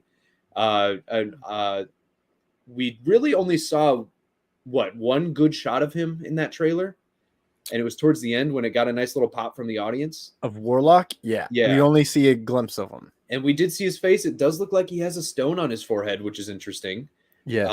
It doesn't look like it's anything glowing, or it just kind of seems like a part of him. Yeah, Doesn't it's seem not like the an Soul Infinity Stone. Stone. Yeah, sure. but his look did seem surprisingly comic accurate, like the flowy hair too. I liked that. What are your thoughts on this trailer? What did you take away from this? I took away that holy crap, I'm gonna cry real hard. It's gonna be super emotional, and I think the humor is going to be. I don't think the humor is going to be as prevalent as everybody expects it to be. Everyone's like, "Oh, it's so funny. The first one's so funny. Oh, the second one's not as good because it's not as funny, and some of the jokes feel forced, and then it just gets emotional." And then that's my impersonation of people on the internet. But I agree with all of that. I just think the comedy in these movies serves a very specific purpose, and it's to get you on board with the characters in the first movie, because the second movie doesn't need the comedy because it's more focused on the storytelling. It still has some funny beats, but like the first one, I feel like the comedy was so heavy because like you had to come out of this movie liking those characters, you know? So I think you had to care about a tree and a raccoon. Exactly, right. So I mean, comedy has to be a factor, but I think in doing so, you set that expectation of these characters need to have this going forward because that's how you introduce them to us. Yeah, I'm excited for this movie. I don't have a lot of thoughts. I'm just ready for it to be here because it's been in the making forever. For us specifically. It'll be what by the time this comes out. I don't even know, dude. 6 years? Well, still Volume 2 came out in 2017. Right? So 6 years. Yeah, so you're right. Six whole years because it was May of 2017. Yeah. And I think there was only 3 years between the first and the second one, right? So that's more than double the amount of time. Yes, it was. It was. Wow. It was like 2.5. It was 2.5 because it was August of 2014 and then May of 2017. Correct. Yeah. So wow, that's quite a long time to put in between movies. I mean, clearly they know how to make it work. Doctor Strange didn't get his sequel until this year, and he didn't have one since 2016. So that was a 6-year gap. So I'm not worried about the quality of it. It is just crazy how long it's been. I mean, James Gunn was full on fired and rehired in that time. We didn't know if Drax the Destroyer was even going to be in the third movie because of how upset he was about the James Gunn situation. I got one note. Comic accurate costumes. Can't fucking wait. Yes. I saw Drax in the uniform with the star, and he's got his nipples covered and everything. Yeah, man. They're going to be a legit team. I'm so excited for that. I'm genuinely cannot wait for that specifically, especially because Rocket's the first one wearing it. Shout out Endgame, baby. Endgame, that's right. We got a tease of it in Endgame, and now, I mean, even Thor: Love and Thunder got us a little bit closer to it. It's interesting to see where each of these characters are going to end up by the third movie, because some of them before this were literally just criminals, and now they're like full-blown superheroes. Yeah. So this out of anything in the MCU, this will be one of the most fun arcs to follow, to see them come so far. I have another thought. How long in between Thor: Love and Thunder and Guardians 3 is there? Because Groot is no longer a teenage little saphead. Yeah, now he's like a young adult. Now he's a full-on adult, and possibly even on his way to ascending to King Groot status. Ooh, he does have that chiseled jawline. He's looking a little Chadish. Chad Groot. Chad, am is that a Chad. good or a bad thing? I can't tell yet. I think it's going to Okay. depend on his attitude. I just he had meant a Chad, pretty the shit Chad of attitude it the all. last time we saw him. I meant the Chad of it all. Like, I think a Chad is a very negative name. So do I. Okay, so but you're just I can throwing al- him under the bus without even. No, seeing his I can also personality. associate it just to the look, though. Okay, Just the look. He's very, chatty. very, yeah. I mean, when Vin Diesel said Alpha Groot, I didn't think this is what he meant, but he's very alpha male right now. So he's a big guy. Yeah, he is. He's a big dude. Um, Which I'm okay with because I still miss the OG Groot that we met Groot. in Guardians 1. He was so nice. But yeah, fine. Give us more baby Groot. That's fine. You know who I want? Kang the Conqueror. Yeah. Before we get to there, though, oh God. Okay. All right. Go time. Ant-Man Quantumania introduces Kang. I think Kang's going to kill some people. Someone said, according to a plot leak, no one dies. And I said, that's a fucking shame. I don't believe plot leaks because they can literally be anything. Yeah, I agree. I don't even try to look at plot leaks in case it is like 10% correct. Right. That's too much correctness for me. But most of the time, like if you look back on like all the Multiverse of Madness ones now, they're all dog water. Like it's horrible. Yeah. Like none of them are even close. Yeah, although if I'm not mistaken, they did confirm a lot of those rumors were things they actually did talk about. So like it got leaked out and they were like, they didn't even make it really past like we never even tried to converse with them about that. Well, that's my thing. It's like there's a difference between a plot leak saying that something's happening in a movie and something was discussed in an idea room, because what isn't discussed at the Marvel Studios corporate office, I feel should we add Batman? Exactly right. They had multiple DC references in Eternals, so I think they can pretty much throw out whatever ideas they want while they're there. But I genuinely think that someone has to die in this movie. You can't have Kang show up in you can't have He Who Remains in Loki season 1, then have Kang in Quantumania, and then have Kang again in Loki season 2, and then here it is, have Kang show up in Thunderbolts. Oh, I'm shooting my shit here. I'm putting two things that I've been wanting for years together, and I'm gonna make them fucking have a baby or something. I don't know, but you can't have Kang show up without killing people. Maybe it's just that. What if Kang shows up and the only person he kills is himself? Fuck. What if the Kang on Loki season 2 is jumping timelines, taking out all the other Kangs that just popped up, and Quantumania ends with Ant-Man thinking he saves the day, and then another Kang walks in and just obliterates the one that they just tried so hard to defeat, and he's like, "Yeah, you got to deal with me now, son." Ooh, that would be sick. That would be fucking amazing. The footage that I saw, I didn't get a really good look at Kang. I saw a cape and it got me really hype. But when they went to his face, it was just his face. It was no helmet on, no nothing. It was just Jonathan Majors being. I have a feeling we're going to get a lot of that. I think it's going to be similar to how Thor never wears a helmet. I think they're going to have it for certain shots, and it's really going to be nothing more than that. Yeah, I think he's only going to wear it to like time travel or like, oh, okay, we're fighting then. And it's but yes, I only want to see what that looks like in person. Like I want to see Kang full Kanged out in the Kang shot of whatever thing that Kang is in. I'm gonna Kang it up right now. Man, this is gonna be if Phase 6 is going where I think it's going, this is gonna be a lot of fun because Doom is one of my all-time favorite villains. Kang versus Fantastic Doom. Four, one of my all-time favorite storylines, and then we've got Kang. If you're saying Doom and Kang are gonna end up clashing, dude, I want it. I need it. I mean, you and I might be up for it next. Like, it's gonna be crazy. Give it to me, Marvel. So we see Quantumania is going to be kicking off Phase 4. Yeah, Phase 5. Phase 5 is going to be the first movie after Phase 4. Yeah. So Phase 5 starts with Quantumania. They're going to have to set the tone pretty early on before we pick up with Kang again in Loki season 2. We don't, in my opinion, we don't have a clear and present idea of where Kang shows up again until after Phase 5 ends. Fair.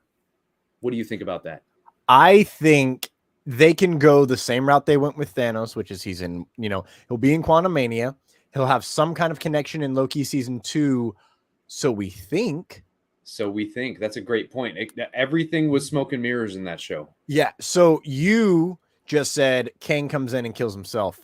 Fucking give that to me, please. But what if the Kang that gets killed is the Kang in the TVA? So Loki season 2 starts and Kang is no longer in charge of the TVA because he was murdered. Oh, wow. So as quickly as they put him in, they snuck him right back out. Exactly. But at least we get to see that version of Kang before he dies, right? Right. That's the opportunity. That would beg the question, how in the world does that Kang relate to Quantumania? And will Loki appear in Ant-Man 3? Great queries.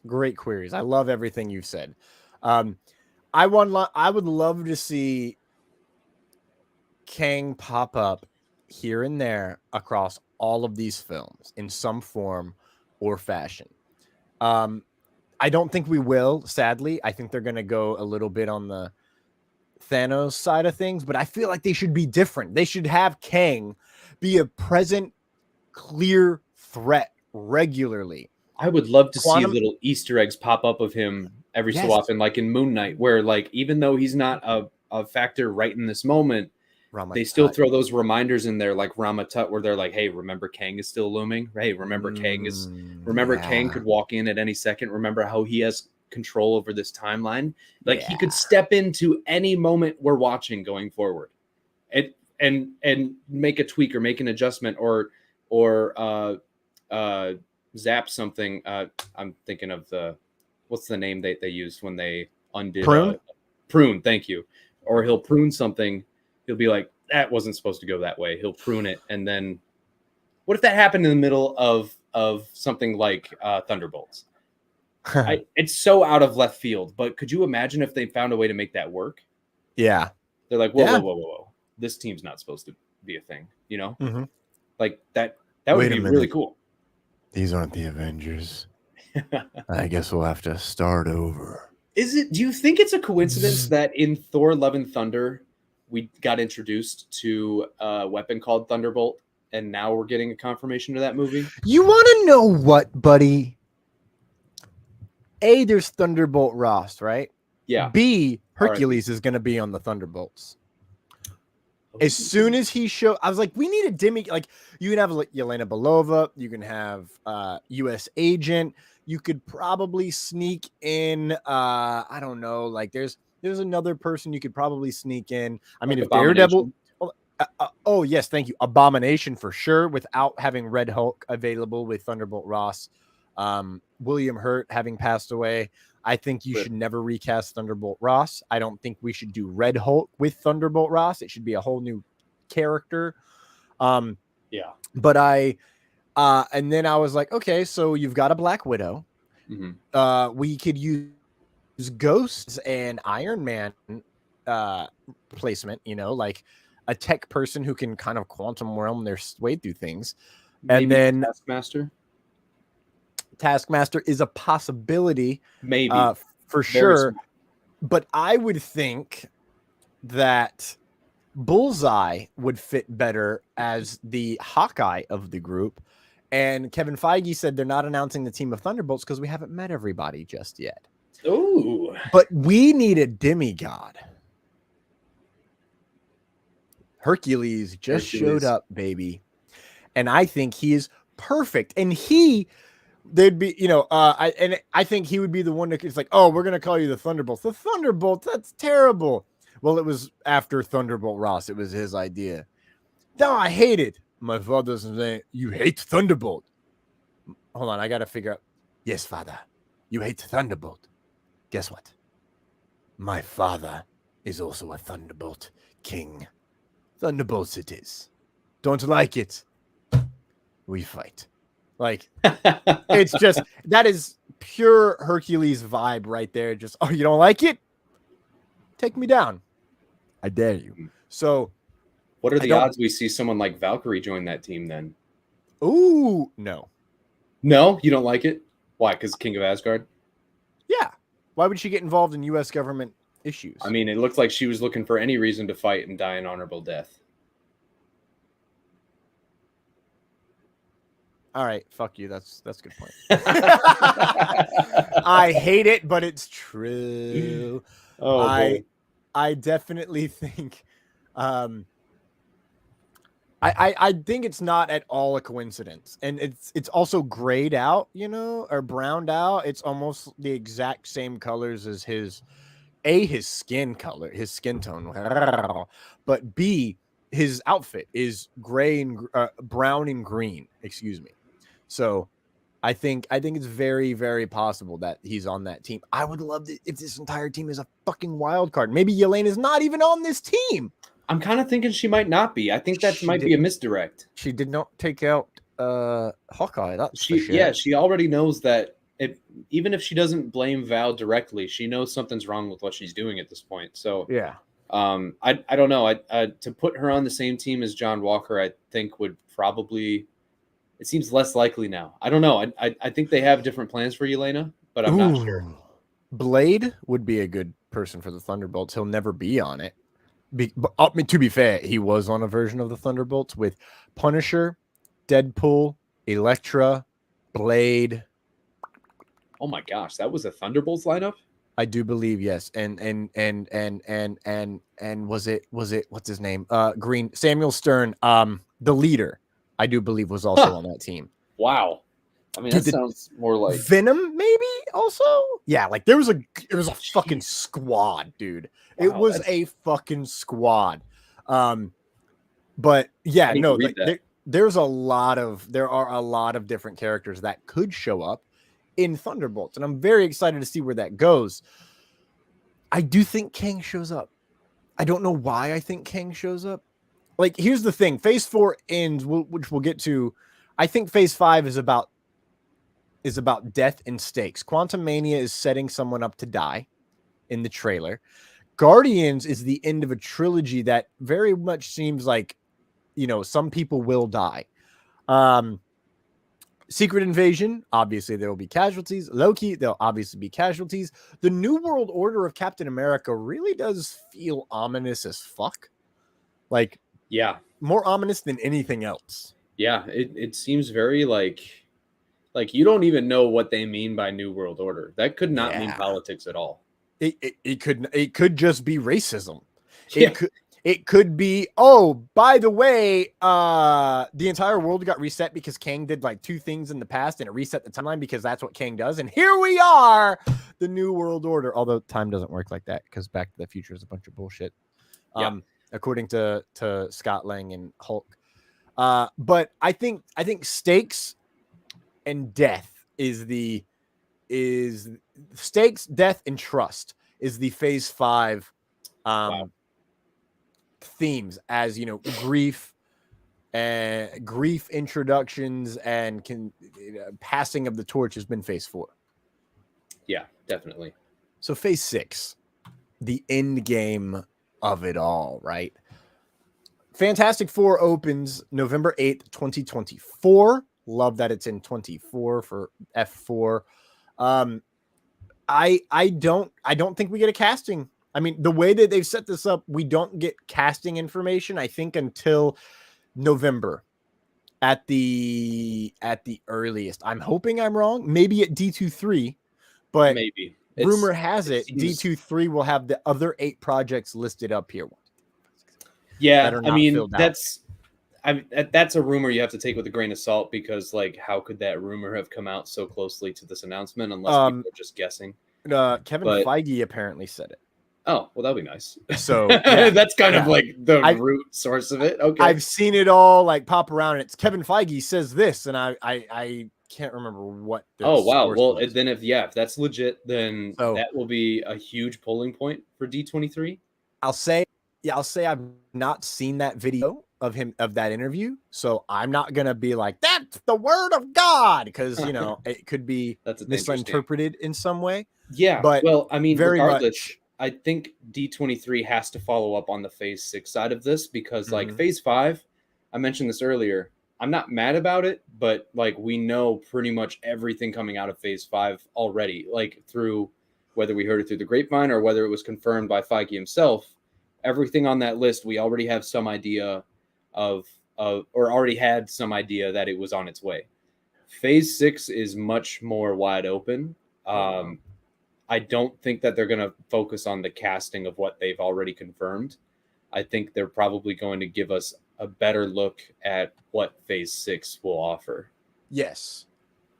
That's it. That's so it. like that now that we're talking it out, that rumor that you heard apparently it's not even a rumor, but that would make a lot of sense, because like, why would you show this whole timeline and only point out 3 projects? You know, like holy fuck. Like there's so much here missing. Whoa, hold on. Can you put that picture up again? You saw it too. You see how the Avengers is blue and it's shining the exact same way that Thor is shining? Yeah, I just saw that. That's what I said holy fuck on. Yeah.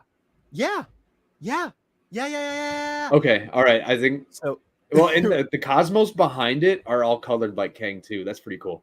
Yeah. And like even the wow, there's a lot more here than I think there is, or than I think we've let on. We've let on. What I love is that as it gets to Secret Wars, everything kind of blackens out. Yeah, there's like no color. I mean, obviously with the logo is black and white, but like even the space behind is like it all gets very dark. Yeah, the space below it especially is all dark, and then behind it is like purplish. Yeah. In this Phase 6 photo, everyone can just go Google Phase 6 Marvel, and there's bound to be a few different various various angles out there that you can see. But yeah, man, that is fantastic. I hate to say this, man. I'm getting Doom vibes from that Secret Wars logo. Ugh. I want Kang to be the reason it all happens. I would love to see that Doom is in a way like a response to Kang, though, because that could really that could layer. Like, I'm not saying it'll be like a. I love it. I'm not saying it'll be like a response that's sufficient, but like that would really put Doom in a great place, because then we'll have that understanding of how like he's a villain hardcore, but like he also exists as like the ruler of a nation and is untouchable. Like it will show him walk that line where he does fight for the greater good in certain instances. Yes. Where he's not just a clean cut bad guy. So I love everything you're saying. And I have to say this. If Kang creates Secret Wars, right? I get this feeling that maybe Avengers, the Kang dynasty, is everyone, bad guys included, teaming up to fight Kang. And then at the very end, the person who takes out Kang is the person who creates Secret Wars. Oh, wow. Or they all lose and Kang creates Secret Wars. But I have a feeling that Doom is going to be set up as perhaps the next big bad in Phase 6. Something they've never done before. Set up your next villain in the same point that you are getting rid of your other villain. That's something they do in comics a lot. Yeah. Like War of the Realms literally teased the King in Black series. I mean, granted, it was being written by the same guys because they're fucking awesome. But it also was like, yeah, and then there's like 3 or 4 pages of like talking about the Necro sword, or the all black sword, excuse me, and going through some stuff.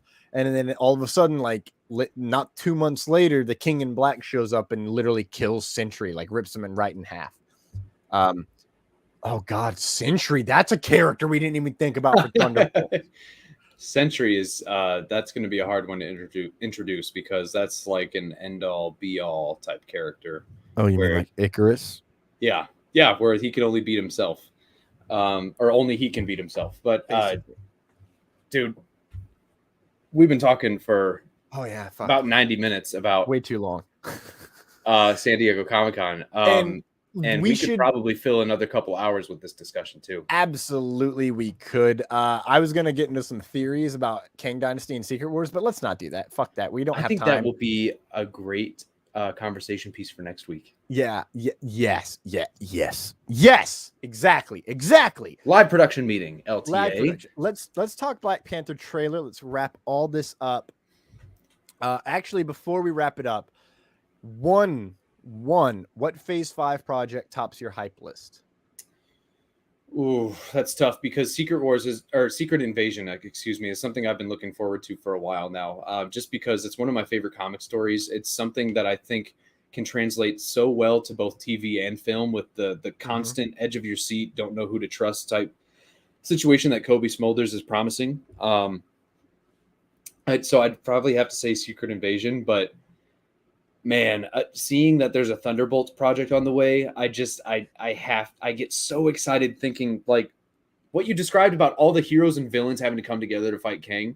Thunderbolts can be the catalyst for that, where we can make the general audience understand that villains can sometimes fight for the good side, you know? Redemption. Redemption. That's the fucking Phase 5 theme, isn't it?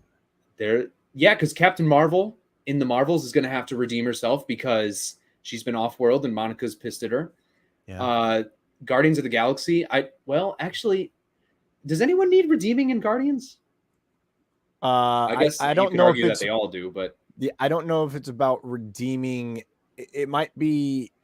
I don't know how to say this. I like where you're going with this. Redemption can be kind of a sub-theme. It could be one of those other themes, like, you know, Scott Lang is like, I'm a big hero, and it's like, I mean, you know, when we're talking, I have to say this real quick so I can get the thought out there. Yes, I think Hank Pym's going to die, and I think that Ant-Man is going to have to learn how to be a superhero without relying on all of this quality Pym tech that's gotten him to this point, because he's at a point now where it's getting to his head. And we've seen the Pym technology show up in other places like Ant-Man and of course in Ant-Man and the Wasp. We've seen Hawkeye. It pop up in other places like Hawkeye, where the team depends on the Pym technology now. Yeah. Remove Hank Pym from the situation. How well does Ant-Man perform as a hero? Because he's constantly banking on Hank. Mm-hmm. I think if you really want to set the stakes, take out one of the founders of S.H.I.E.L.D. Yeah. Shit, you're right, dude. You're fucking right. Kill Hank Pym, and it turns out he's a Skrull. Oh no, that would explain a lot, but no. Right. Oh my gosh. So obviously, my number one is Quantum Mania because it's the only guaranteed place that Kang will be. Yeah. But Thunderbolts is my number two because I've been looking forward to that for so long. I love the idea. So here's my look at Thunderbolts. There was a period in Marvel Comics it was after Civil War, and it was when Norman Osborn took over S.H.I.E.L.D., and you had the Dark Avengers. Yeah, Iron Patriot. Thunderbolts is going to be, in my opinion, that version, the MCU version of that, utilizing another comic title where it's basically anti-heroes. It's literally the exact same thing. Anti-heroes are bad guys going out to do missions it's not that different from Suicide Squad. Right? In terms of like, and Ghost already basically is that. Like we met Ghost. Yes. She's essentially a Thunderbolt with the way S.H.I.E.L.D. used her in her career. And she was a super hitman. Yes, exactly.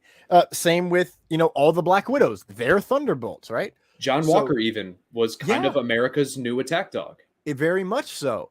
So in that case, it's very exciting to see that because, there's a lot of characters in that can pop up in that movie that genuinely get redeemed in a whole new way just because, hey, guess what? I'm this big dickhead guy. And in one movie, they turned themselves like Tony Stark vibes. Like, I'm nobody. I don't give a damn. Beep, bop, boop, bop, boop. Hey, guess what? I'm sorry. You know who else could be in Thunderbolts real quick? Namor. What's your top Phase 6 hype list? What top's your hype list for Phase 6? I mean, out of the three, I feel like they're all tied for first because like Fantastic Four, like we said earlier, it either means nothing or it means everything. And I think it's going to mean everything. And I'm really excited that they're actually going to devote a whole phase of the MCU potentially to Marvel's first family. After they've been done so wrong and so dirty for so many years. So I think it's probably Fantastic Four, but then I because I think it's going to set up everything that we're going to get after that. Yeah.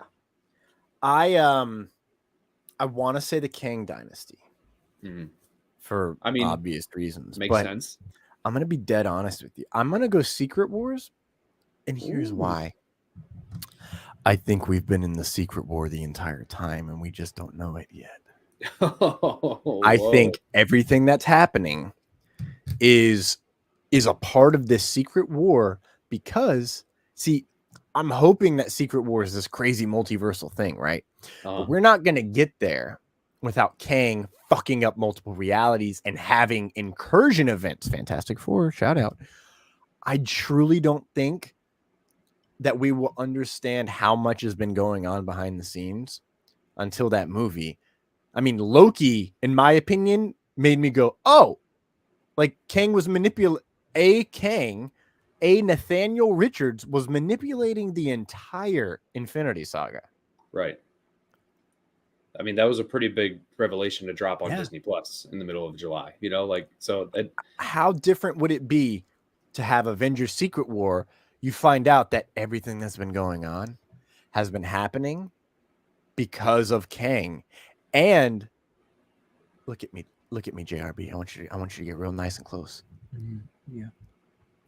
All these new characters are just from other universes, and we don't know it. And they've been tossed there by Kang. Oh, wow. Yeah. And that's why we haven't seen any of them meet each other yet. Boom. Could I be wrong? Probably. Am I? Also, probably. But I love the idea that we've been in the Secret War the whole time, and it's going to slowly unravel to where everyone's like, holy shit. Because that's the whole point of the original Secret War is like, you're living in it. You're in it now, baby. Go. Yeah, right. And then it's all not of a something sudden you get up and get ready for. It's something that you are told you're already in. You're playing catch up. Yes. The whole time. Right. So and I think that's been a common theme of Phase 4 too, is like they introduce a lot of new stuff and you have to catch up with it. Shang-Chi was one of the big ones. Moon Knight is another one. Like there's all this stuff going on that we are thrown into and we have to figure out. That is what Secret Wars is. It is. So maybe we're in it, maybe we're not. All I know is give me Kang in every single fucking project. Don't care how. Get him in there. Just get him in there, please. Let's talk Black Panther, Wakanda Forever trailer. Yeah. Talk about playing catch up. We really don't know what happened to T'Challa in it. It's one of the best fucking teaser trailers of all time. They did such a good job of acknowledging the loss of Chadwick Boseman and subsequently what will probably be the loss of T'Challa, without actually saying a word about it other than Ramonda saying, I've lost my whole family. Which, intriguing, by the way, might be the most important line in that trailer. Yeah. But the amount of emotion that went into a 2-minute trailer for a movie, I have no idea how we're going to make it through this one because the emotional weight that just the talk around this movie is carrying is crazy. Yeah. One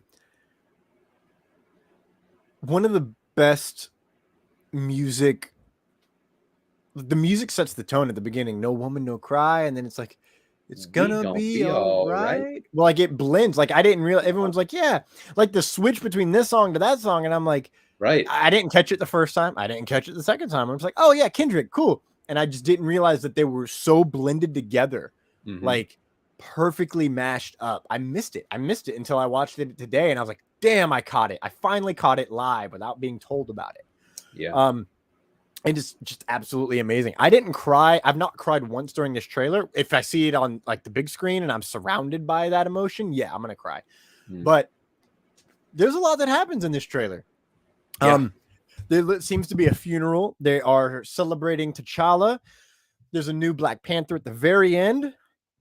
We get Atlanteans, which seem to be blue outside of the water and not necessarily blue inside of the water, which I think is a beautiful it's a great way to show that, you know, they are slowly suffocating in a way. Like they need water to breathe and we need air to breathe. And if we drown, we turn blue. If we lose air and oxygen, we turn blue in the same way that, they should on land.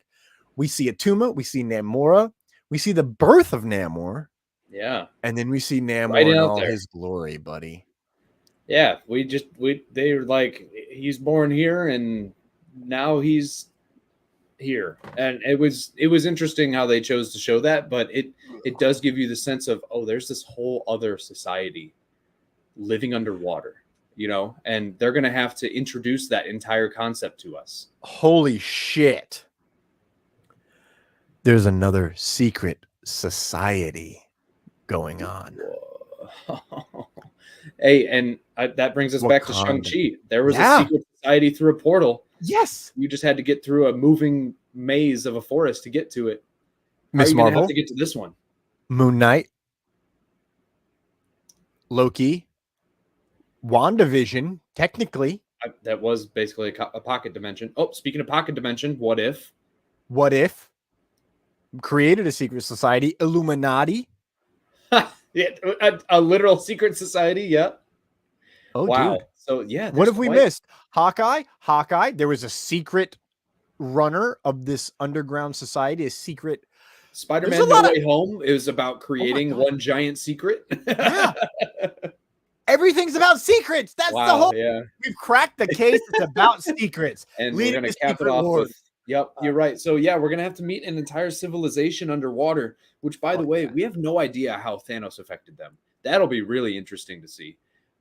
We see them attacking like an oil refinery or like an oil rig, or it's not the Atlanteans. It's we see like Wakandans on this rig and like they're being attacked by some like covert op. Yeah, it's weird. It's like they're Black Ops or something. But you mean America, right? I think it's going to be that other world nations are going to find out that Wakanda is a real place with real resources. Well, Black Panther proved that. Well, that's what I mean, is that this is going to be the world's response to learning that information, and not everyone's going to play nice, Okay.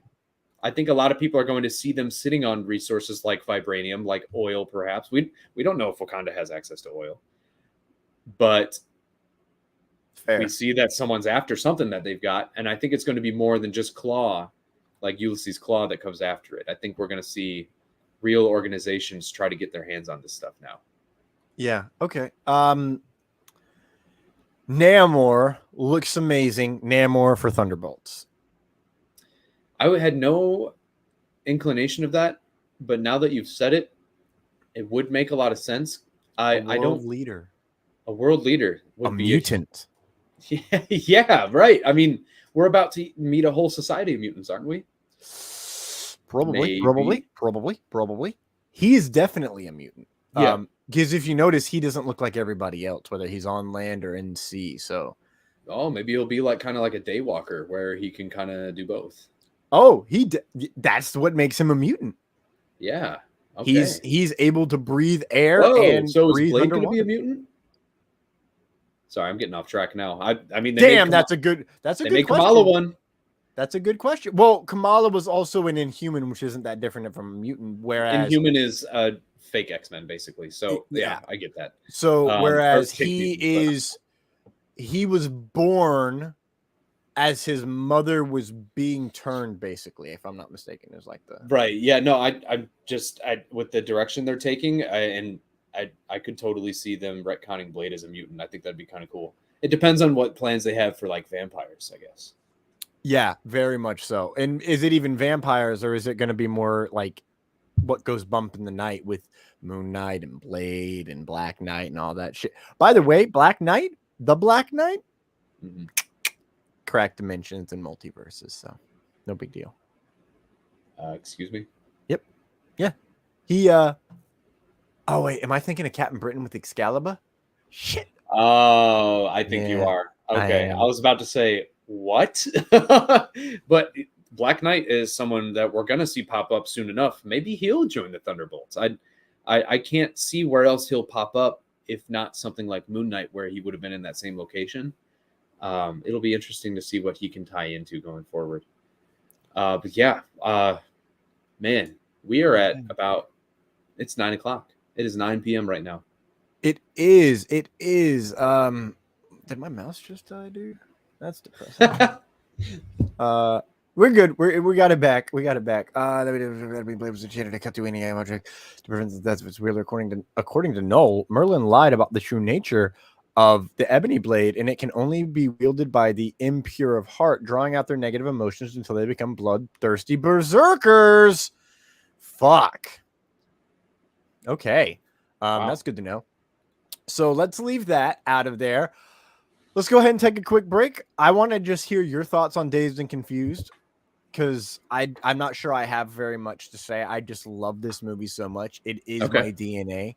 Alrighty. It's one of those movies where I just love it so much. Like if I would try to talk about Tommy Boy, right? I would legitimately. Oh, I didn't mean to do that. It's over here in the. We're playing crisscross. Right here, like it's the middle of my thing. It's one of my favorite movies of all time, and I don't know what I could say about that movie other than you just got to watch it. So we'll take a quick break. We're going to show you the trailer for Corsicana. Hopefully we don't get kicked off the internet. That was such a shitty lead up to this beautiful trailer that I'm about to watch for the first time. You are. Hey, I'm just going to say sometimes we get booted. Sometimes we don't. It just depends on copyright situations of the trailer. So, well, keep your eyes peeled because we're about to see a beautiful man grace the screen. And maybe he might look a little familiar. He might not. We will be right back. What do you want? Now, that ain't no way to greet visitors. Just keep on riding. I don't think so, ma'am. We're gonna stay for a while. Dog in this gang will hire, terrorize, and kill anybody that get in their way. I assume you're a lawman? Federal marshal. You leaving again now? Wherever this dollar ball goes, he leaves trail of bodies behind. Men, women, children. They're rolling around there, start to shoot. If I don't stop him, I will have blood on my hands. I found this on the boy. He's been putting them on the victims ever since he killed your wife and your son. I'm gonna need you on my posse to stop him. You know I'm ready to ride. Do you understand what it feels like to not know if you're hurt, dead, or alive? Why did you become a preacher man? To repent. I'm a killer. We all killers, Sam. And some men just need killing. A simple flank and shoot maneuver. You hit them from front. As soon as they get through Eagle Pass, get the job done. Get the Hell Brothers and get back. You feel that? He's coming. can I kill him now?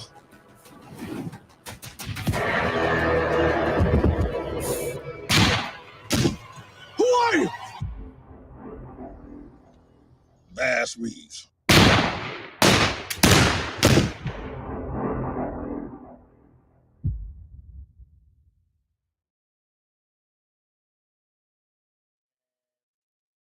That is premiering August 26th at Star Cinema Grill in Houston, Texas. Very excited for that. I will be there. I'm excited. I'm very excited for that. Corsicana, you can follow on you can go to Corsicana Movie on YouTube to see that trailer again. You can also go to Corsicana Movie on Instagram and get updates from there. Shameless self-promotion on that. I love how good that trailer is and how dark that movie seems.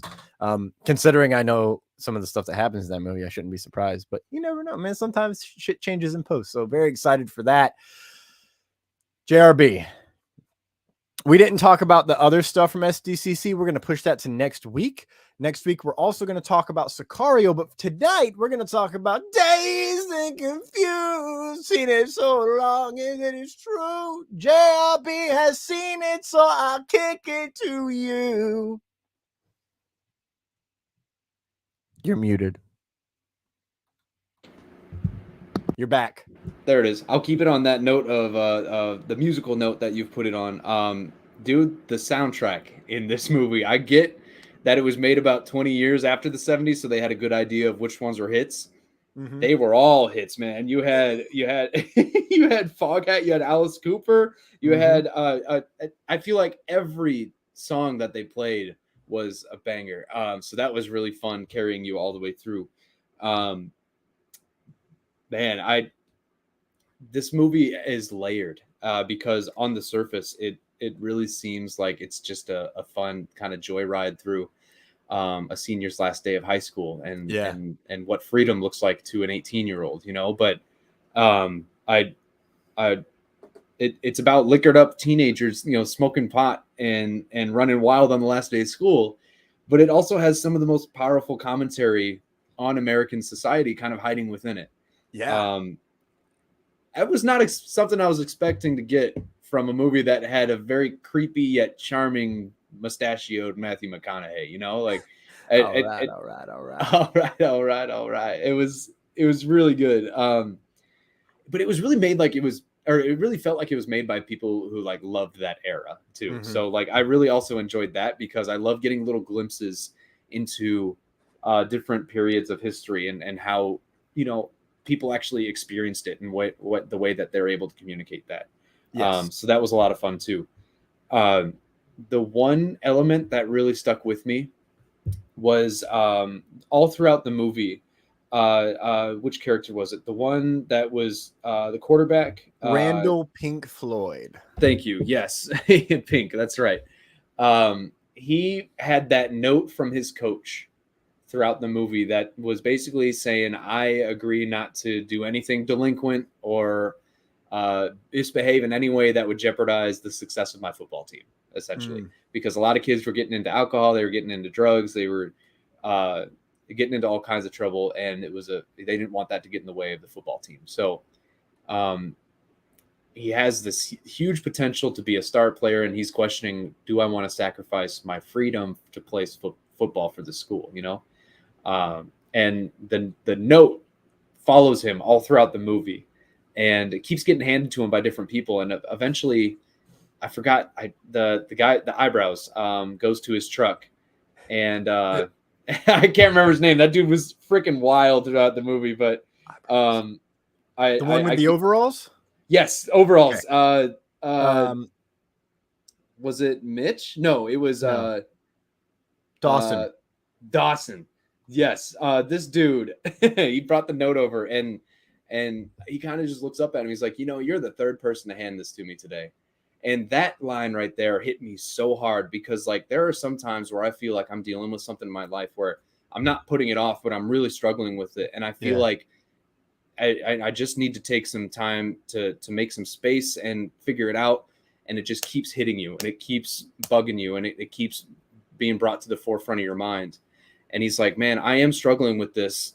And he's like, you're the third person to hand that to me today. It really felt like he was saying, you know, like, man, this problem just keeps hitting me. And I still don't have a clear picture of how to deal with it. And I feel like that's something that I think everyone can relate to.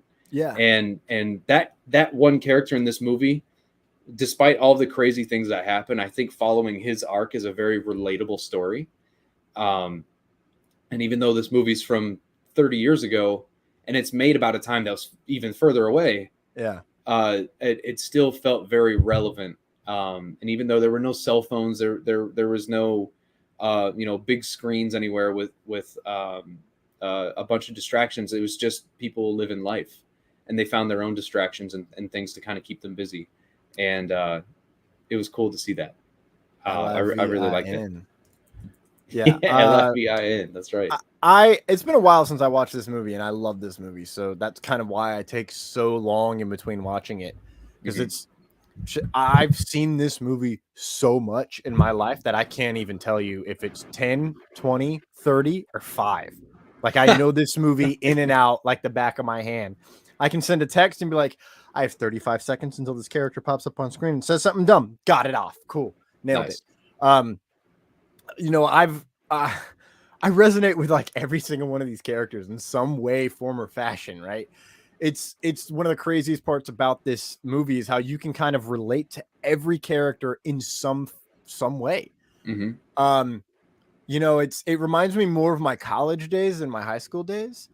So if that tells you something, at least I was drinking closer to the drinking age. For me, like back in the 70s, you had to be 18 to drink, so it wasn't that big a deal for these high schoolers to drink. That was life. Then they moved it off to college age, and now it's post-college age. I don't know. I don't pay attention. I'm old enough to drink, so I had to stop fucking caring about the drinking age. I don't need kids. So I just love how one guy's only looking to hook up with someone, and the other guy's like, I don't know, man, I just don't really care. And then you got the stoner who's like, quality over quantity, man. Like, you know that like George Washington was totally rolling tubes, man. Like Martha Washington was like the woman in the dollar bill, man. Like there's some creepy stuff on the dollar bill, man. There's like there's pyramids and stuff, and it's green, man. Like it's so funny how they all have these own personalities. Then you've got Benny, who's, you know, an underrated character in this movie. He's there to have fun, and he's also there to, at the moment that you least expect it, to get very serious and be like, listen, Pink, it ain't just about you. Like, you don't want to sign it, I understand, but think about everybody else, because we've worked our whole lives for this. We have a shot at state. We kicked some ass last year, but we can only do that if you're there, if you're our starting quarterback. And he's like, I may play football, but I'm just going to have to do it on my terms, not theirs. And it leads to Benny getting pissed and leaving. And it's like, ooh, like that's so real. How many times have you had a conversation with one of your friends and it doesn't go the way you want, and you're just like, have a nice night, and you just dip out? Right. Like that's how that conversation goes. This movie is grounded in a way that I could never write a movie. I could live in the movie, man. And then you have, you know, these nerdy characters who, I mean, we haven't even talked about the hazing of it all, but you've got these nerdy characters who are existential as fuck. And it's like, you know, man, like that's what life is. I want to stop looking at the present as some buildup leading up to a greater future. I want to live in the now. I want to have some fun. Like, what's the point of it all? What's it all leading to? Death. And it's like, it's so on point for the existentialism of both that time and our time. Mm-hmm. Like, we are currently reliving the 70s in a whole different way. If you ask me, like in terms of how we are thinking, how the world around us is changing, and how you have people clicking together more and more, but you've also got people from various different cliques of society being like, fuck it. Who cares about any of it? And it goes in so many different directions. I mean, you talk about the commentary. You've got chasing underage women with, what is the line? You know what I love about them high school girls? I get older, they stay the same age. Yes, they do. Yes, they do. Yeah, and then it's creepy, right? That was a creepy one. It's a very creepy line, and it's even said, it's like, you're gonna get arrested someday, man. It's like you're gonna find yourself in the home in a jail cell one day, Wooderson. He's like, nah. Then you've got ridiculous hazing. Like crazy amounts of hazing. The spanking of it all, having grown up, is kind of is not as bad. Like growing up, I was like, don't fucking do that to me. I'll pick a fight. And then as an adult, I watched this and I go, what those girls went through is infinitely worse. Yeah. That is psychological torture, which is so much worse than, like, you know, it's like, oh, fry like bacon, piggies. Oh, air raid. You got to do whatever I say. And the guys, they just smack them on the ass a few times with the thing, and then like, all right, whatever. Like, that's it. It's kind of it. And then there's Ben Affleck being the biggest douchebag in the world in this movie. One of his first roles in film, and it's also Matthew McConaughey's first ever role in anything as an actor.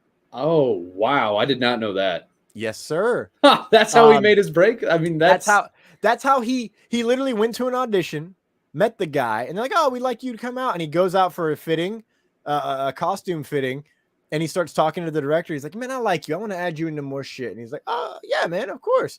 And he went from like having a little tiny role to being everywhere in this movie, man. Wow, that's And crazy. yeah, and he did it while he was in college. It is weird how his role kind of hovered in the background throughout the film. Like every time there was somewhere where they were going or there was a development, he was kind of like there, like not facilitating it, but like also kind of like, let's get all the people over to this thing now. I was the Wooderson of the group after college. I was like, we would go out and we would get drunk, and all of a sudden they'd be like, we lost Thomas. What's he doing? He's probably wandering the bars, seeing who he can meet up with and who he can drag back to hang out with us later. It's like, all right, I'm just living, man. LIVIN. They end it with the smoke sesh on the 50-yard line. Yeah. And it's like, the best part is, if there's really any conflict in this movie throughout the whole movie, it's just, is Randall Pink Floyd going to sign the paper? Right. That is the simple conflict of the movie. Mm-hmm. And the fuck are we going to do tonight? And it's so simple, and it's beautiful. It's a great juxtaposition of a simple plot with a complex nuance of life surrounding it. Almost like Everything Everywhere All at Once, and how it's about a family trying to do their taxes. Right. It's just a bunch of other crazy shit happens along the way. Yeah, no, this movie's like pretty much like, it's about a group of people. You don't even have to call them kids. A group of people trying to figure out and making the best of the system or situation that they've been placed in. I mean, one of the lines in the movie literally is, I'm trying to have the most fun I can while I'm stuck in this place. I'm trying to dog as many chicks as I can while I'm stuck inside this place, trying to be the best that I can be while I'm stuck inside this place. So like, it's all about how they're making the best of the situation, you know, and how they're living life to the fullest within the means that they've been provided. And that's timeless. Yes. I really enjoyed that aspect of it. It's my favorite part. It's what brings me back to this movie. Is, you're right, it is timeless. Like, yeah, it's set in the 70s, and I think it's been 5 or 6 years since I actually sat down and watched this movie. So watching it now as a 30-year-old man, oh, that sounded weird saying out loud. Watching it now as a 30-year-old human being, he gets older, but the movie stays the same. I get older and it stays the same age. Yes, it does. Yes, it does. Yes, it does. I looked at it through very different eyes, you know, and that's how good. That's what makes films great, is that you can go watch it at any point in time. I mean, it's like, wow, I look at it in a whole different lens, and it's still just as good as when I was 10 years old and I watched this film. It's better than when I was 10 years old. Like, it gets better with age. Every time I watch it, I love it more. And in terms of the plot, I'm kind of done, but the cast, the fucking cast in this movie, dude, is insane. In the membrane type shit. Randall Pink Floyd is played by one of the London brothers. I can't remember if it's Jeremy or Jason. I'm trying to get it. It's Jason London. His brother, Jeremy London, is in Mallrats, which came out in 93. It's got Matthew McConaughey as Wooderson. Rory Cochrane plays Slater. He's in a bunch of other shit that he looks totally different. So there's that. There was a very slight similarity or familiarity where I looked him up and I was like, oh, okay. Yeah. Same. You got that a lot in this movie. Absolutely. Very much so. Loved seeing Adam Goldberg as Mike. Yeah. Newhouse. Because I know him from Friends. So like when I saw him pop up, right. And so when I saw him pop up, I was like, oh, sweet. It's Chandler's roommate. Oh my God, that's cool. I know him from Saving Private Ryan. Oh yeah. He's Private Mellish. Yeah. That's right. I've only seen that movie once. What? Yeah. I saw it way too young and it kind of traumatized me. So I had to. That is completely understandable. My family would not let me watch it until I was a certain age, and I'm so fucking thankful for it. Yeah, no, I saw the opening of it way too early on, and I was like, okay, yeah, this isn't for me, and I just haven't come back to it. So I should probably give it another chance now that I'm, not 8 years old. Not 8 years old. Let me see. Producer, is he? Okay, he's not who I thought. Yeah, and it's funny because his friend in it is Anthony Rapp, who plays Tony. Anthony Rapp came out is one of the main people who called out, oh my God, Kevin Spacey on his sexual misconduct. I didn't know that. So yeah, he's one of the people who did that. You've got Sean Andrews who plays Pickford, but really, I think everyone's going to focus here on Joey Lauren Adams, who plays Simone. In that same year, she's in Clerks with Kevin Smith, and of course, Mila Jovovich from. I mean, Jesus, everything. I don't really know what to say about her. That's a big name. Yeah. When we're looking at the cast list, that's one of the ones that sticks out the most. I mean, just with like Resident Evil and like Fifth Element, and like I didn't she also do the this is kind of off topic. Didn't she do that Monster Hunter movie too? Yeah, do you remember believe that? so. I believe so. Yeah. Yeah. So like she is definitely recognizable. Yeah, man. I think my favorite from her might actually be like Zoolander, though. If I'm being honest. Oh my God! That to be fair, I think it's just because it's Zoolander, though. Yeah, no, I love Zoolander, dude. Zoolander is such a damn good film. Yeah. And then Benny is played by Cole Hauser, who is on Yellowstone. He plays Rip Wheeler in 40 episodes. So he's known in a whole different an entirely different realm. I mean, A Good Day to Die Hard. I'm seeing Assassin's Run. He's been in a lot of action shit. Wow. That's crazy. Yeah, no, I mean, the names in this one, it definitely feels like one of those. Holy shit. Goodwill Hunting. He was in Too Fast, Too Furious. He was Carter Verone. I don't know that name because I've never seen the movie, but I haven't watched that one in a long time. That's actually one of my least favorite Fast and Furious movies. Wow. Is it because Benny's in it? You dick. So forget about it, cuh. That's why. Forget about it, kid. That's fair, I suppose. Yeah, this cast is just absolutely stacked, and it's one of my favorite things about it. But I truly like it just gets better with age. It's like a great wine. And if you've never seen Dazed and Confused, please go check it out. You can find it on Peacock right now. Or you can just it's currently on sale on Vudu for $7 for the HD. Oh, nice. And again, Ben Affleck's in this fucking movie. Yeah, like everyone seems to like him still. Batman was in this movie. This movie has Batman in it, guys. This movie has Batman. Oh my God.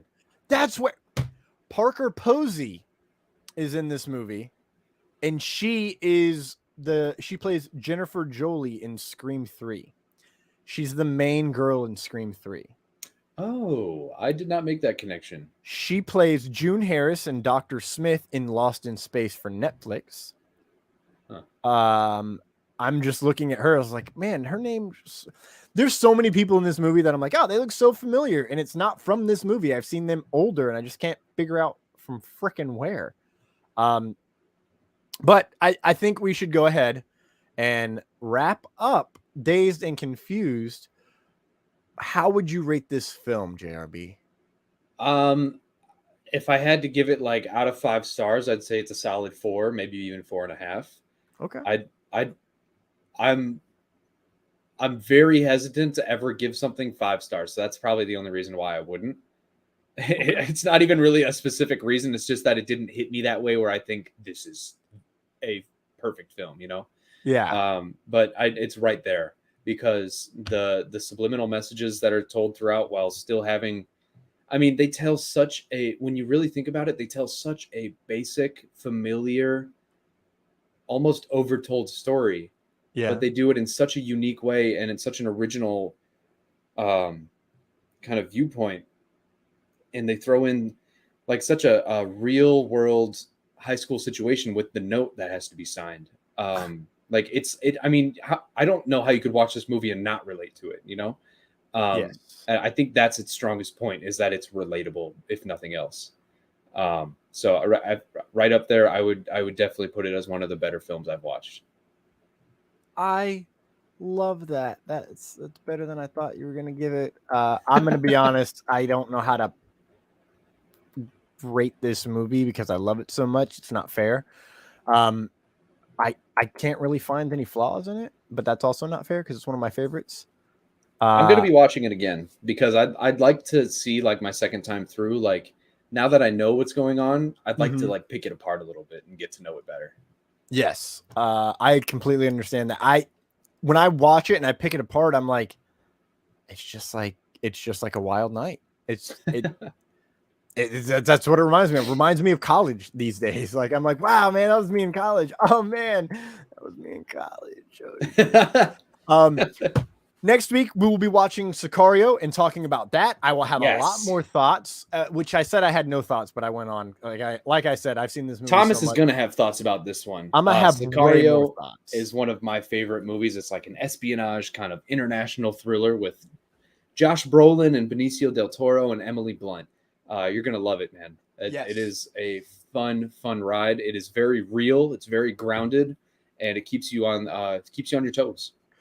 Yeah, it's gonna be. I'm very excited to see it. I've never seen it. So this is my type of movie. Yeah, I've seen parts of it. I've also seen. I've seen trailers. Excuse me, and it's definitely my type of movie. I jump around in the genres. Speaking of which, our genre poll that we put out last week with 4 different genres is tied between hilarious because it was the only 2 we were guaranteed to be putting on here. Drama and rom-com. Yeah.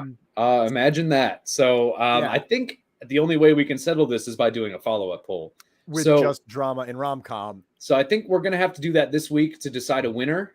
Yes. And then by the time we get to next week's show, next week,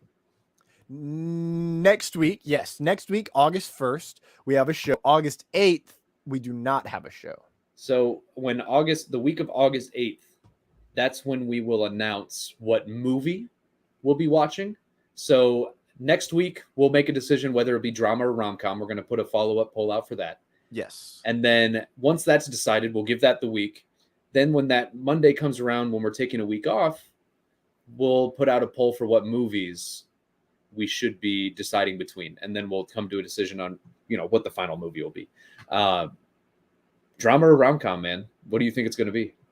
What do you hope it is? I'm kind of hoping it's a drama because but I love a good rom-com, but like drama, there's so much more to pick apart there. I'll take a drom-com. Drom-com, a little best of both worlds. Maybe we shouldn't even do a follow-up poll. But you guys wanted both? Yeah. Let's figure out. LTA production meeting number 2 on episode 94. I can't even think of a movie that fits into drom-com. We will figure it out. We have the lovely Google to assist us. Yeah. So, we'll figure it out. Yeah. Drama or rom-com. Dramatic romantic comedy. Romantic comedies are usually pretty dramatic. Yeah, exactly. That's why I'm like, I don't. It's a subgenre of rom-coms. It's a sub requirement, really. Yes, it really is. You need the drama in there. Anyways, JRB, where can everyone first, ladies and gentlemen, you can find ladies and gentlemen and non-binary individuals. We got there. I almost screwed up. You can find LightsThunderAction on Facebook and Instagram at LightsThunderAction, on Twitter at LTA Podcasting. That is an action verb, ING. And of course, all of those links are at Linktree.com/LightsThunderAction. JRB, where can everyone find you, sir? You can find me on Twitter at JRB_direct. You can also find me on Letterboxd if you want to see what movies I'm watching and talk about them with me. And there's also a new app I've found, which is essentially the Letterboxd of TV. That's called Serialized. That's SERIALIZD. No E at the end there. Serialized. It's essentially a space for people to do exactly what they do on Letterboxd, but for TV. So find me on there under the same name, JRB_direct. What about you, Thomas? Where can everybody find you? You can find me on Twitter at TCRochesterACT. That is TCRochesterACT. And that is the same as my Linktree and my Instagram, and I believe my Facebook for my acting. So everywhere. I should have just led with that, man. It's a late night. Again, the Corsicana trailer has dropped. The world premiere of the film is August 26th. Make sure you share that and watch it. And if you want to watch it because it's being independently distributed to theaters, reach out to me. I will reach out to the producers, and we will try and get in contact with your theaters in your areas, because that's indie filmmaking, baby. We're going to be trying to bring it up to Chicago, baby. We're going to make it happen. Hey, bring it anywhere, everywhere, all at once. Love it.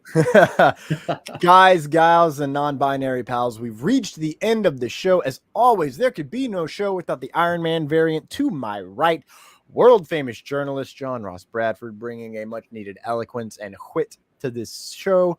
Thank you to Terry McIver, David Thompson, and the Nerd Few sitting in our backstage area taking notes for us, for their hard work behind the scenes and on the Twitter sphere. Thank you to the HWWS WebTV family for supporting us and carrying us on the network. Most importantly, thank you to our fans that join us weekly, whether you're watching on Facebook, Twitter, YouTube, or listening via Apple Podcasts, Good Pods, or Spotify. We appreciate you spending your time with us. Absolutely.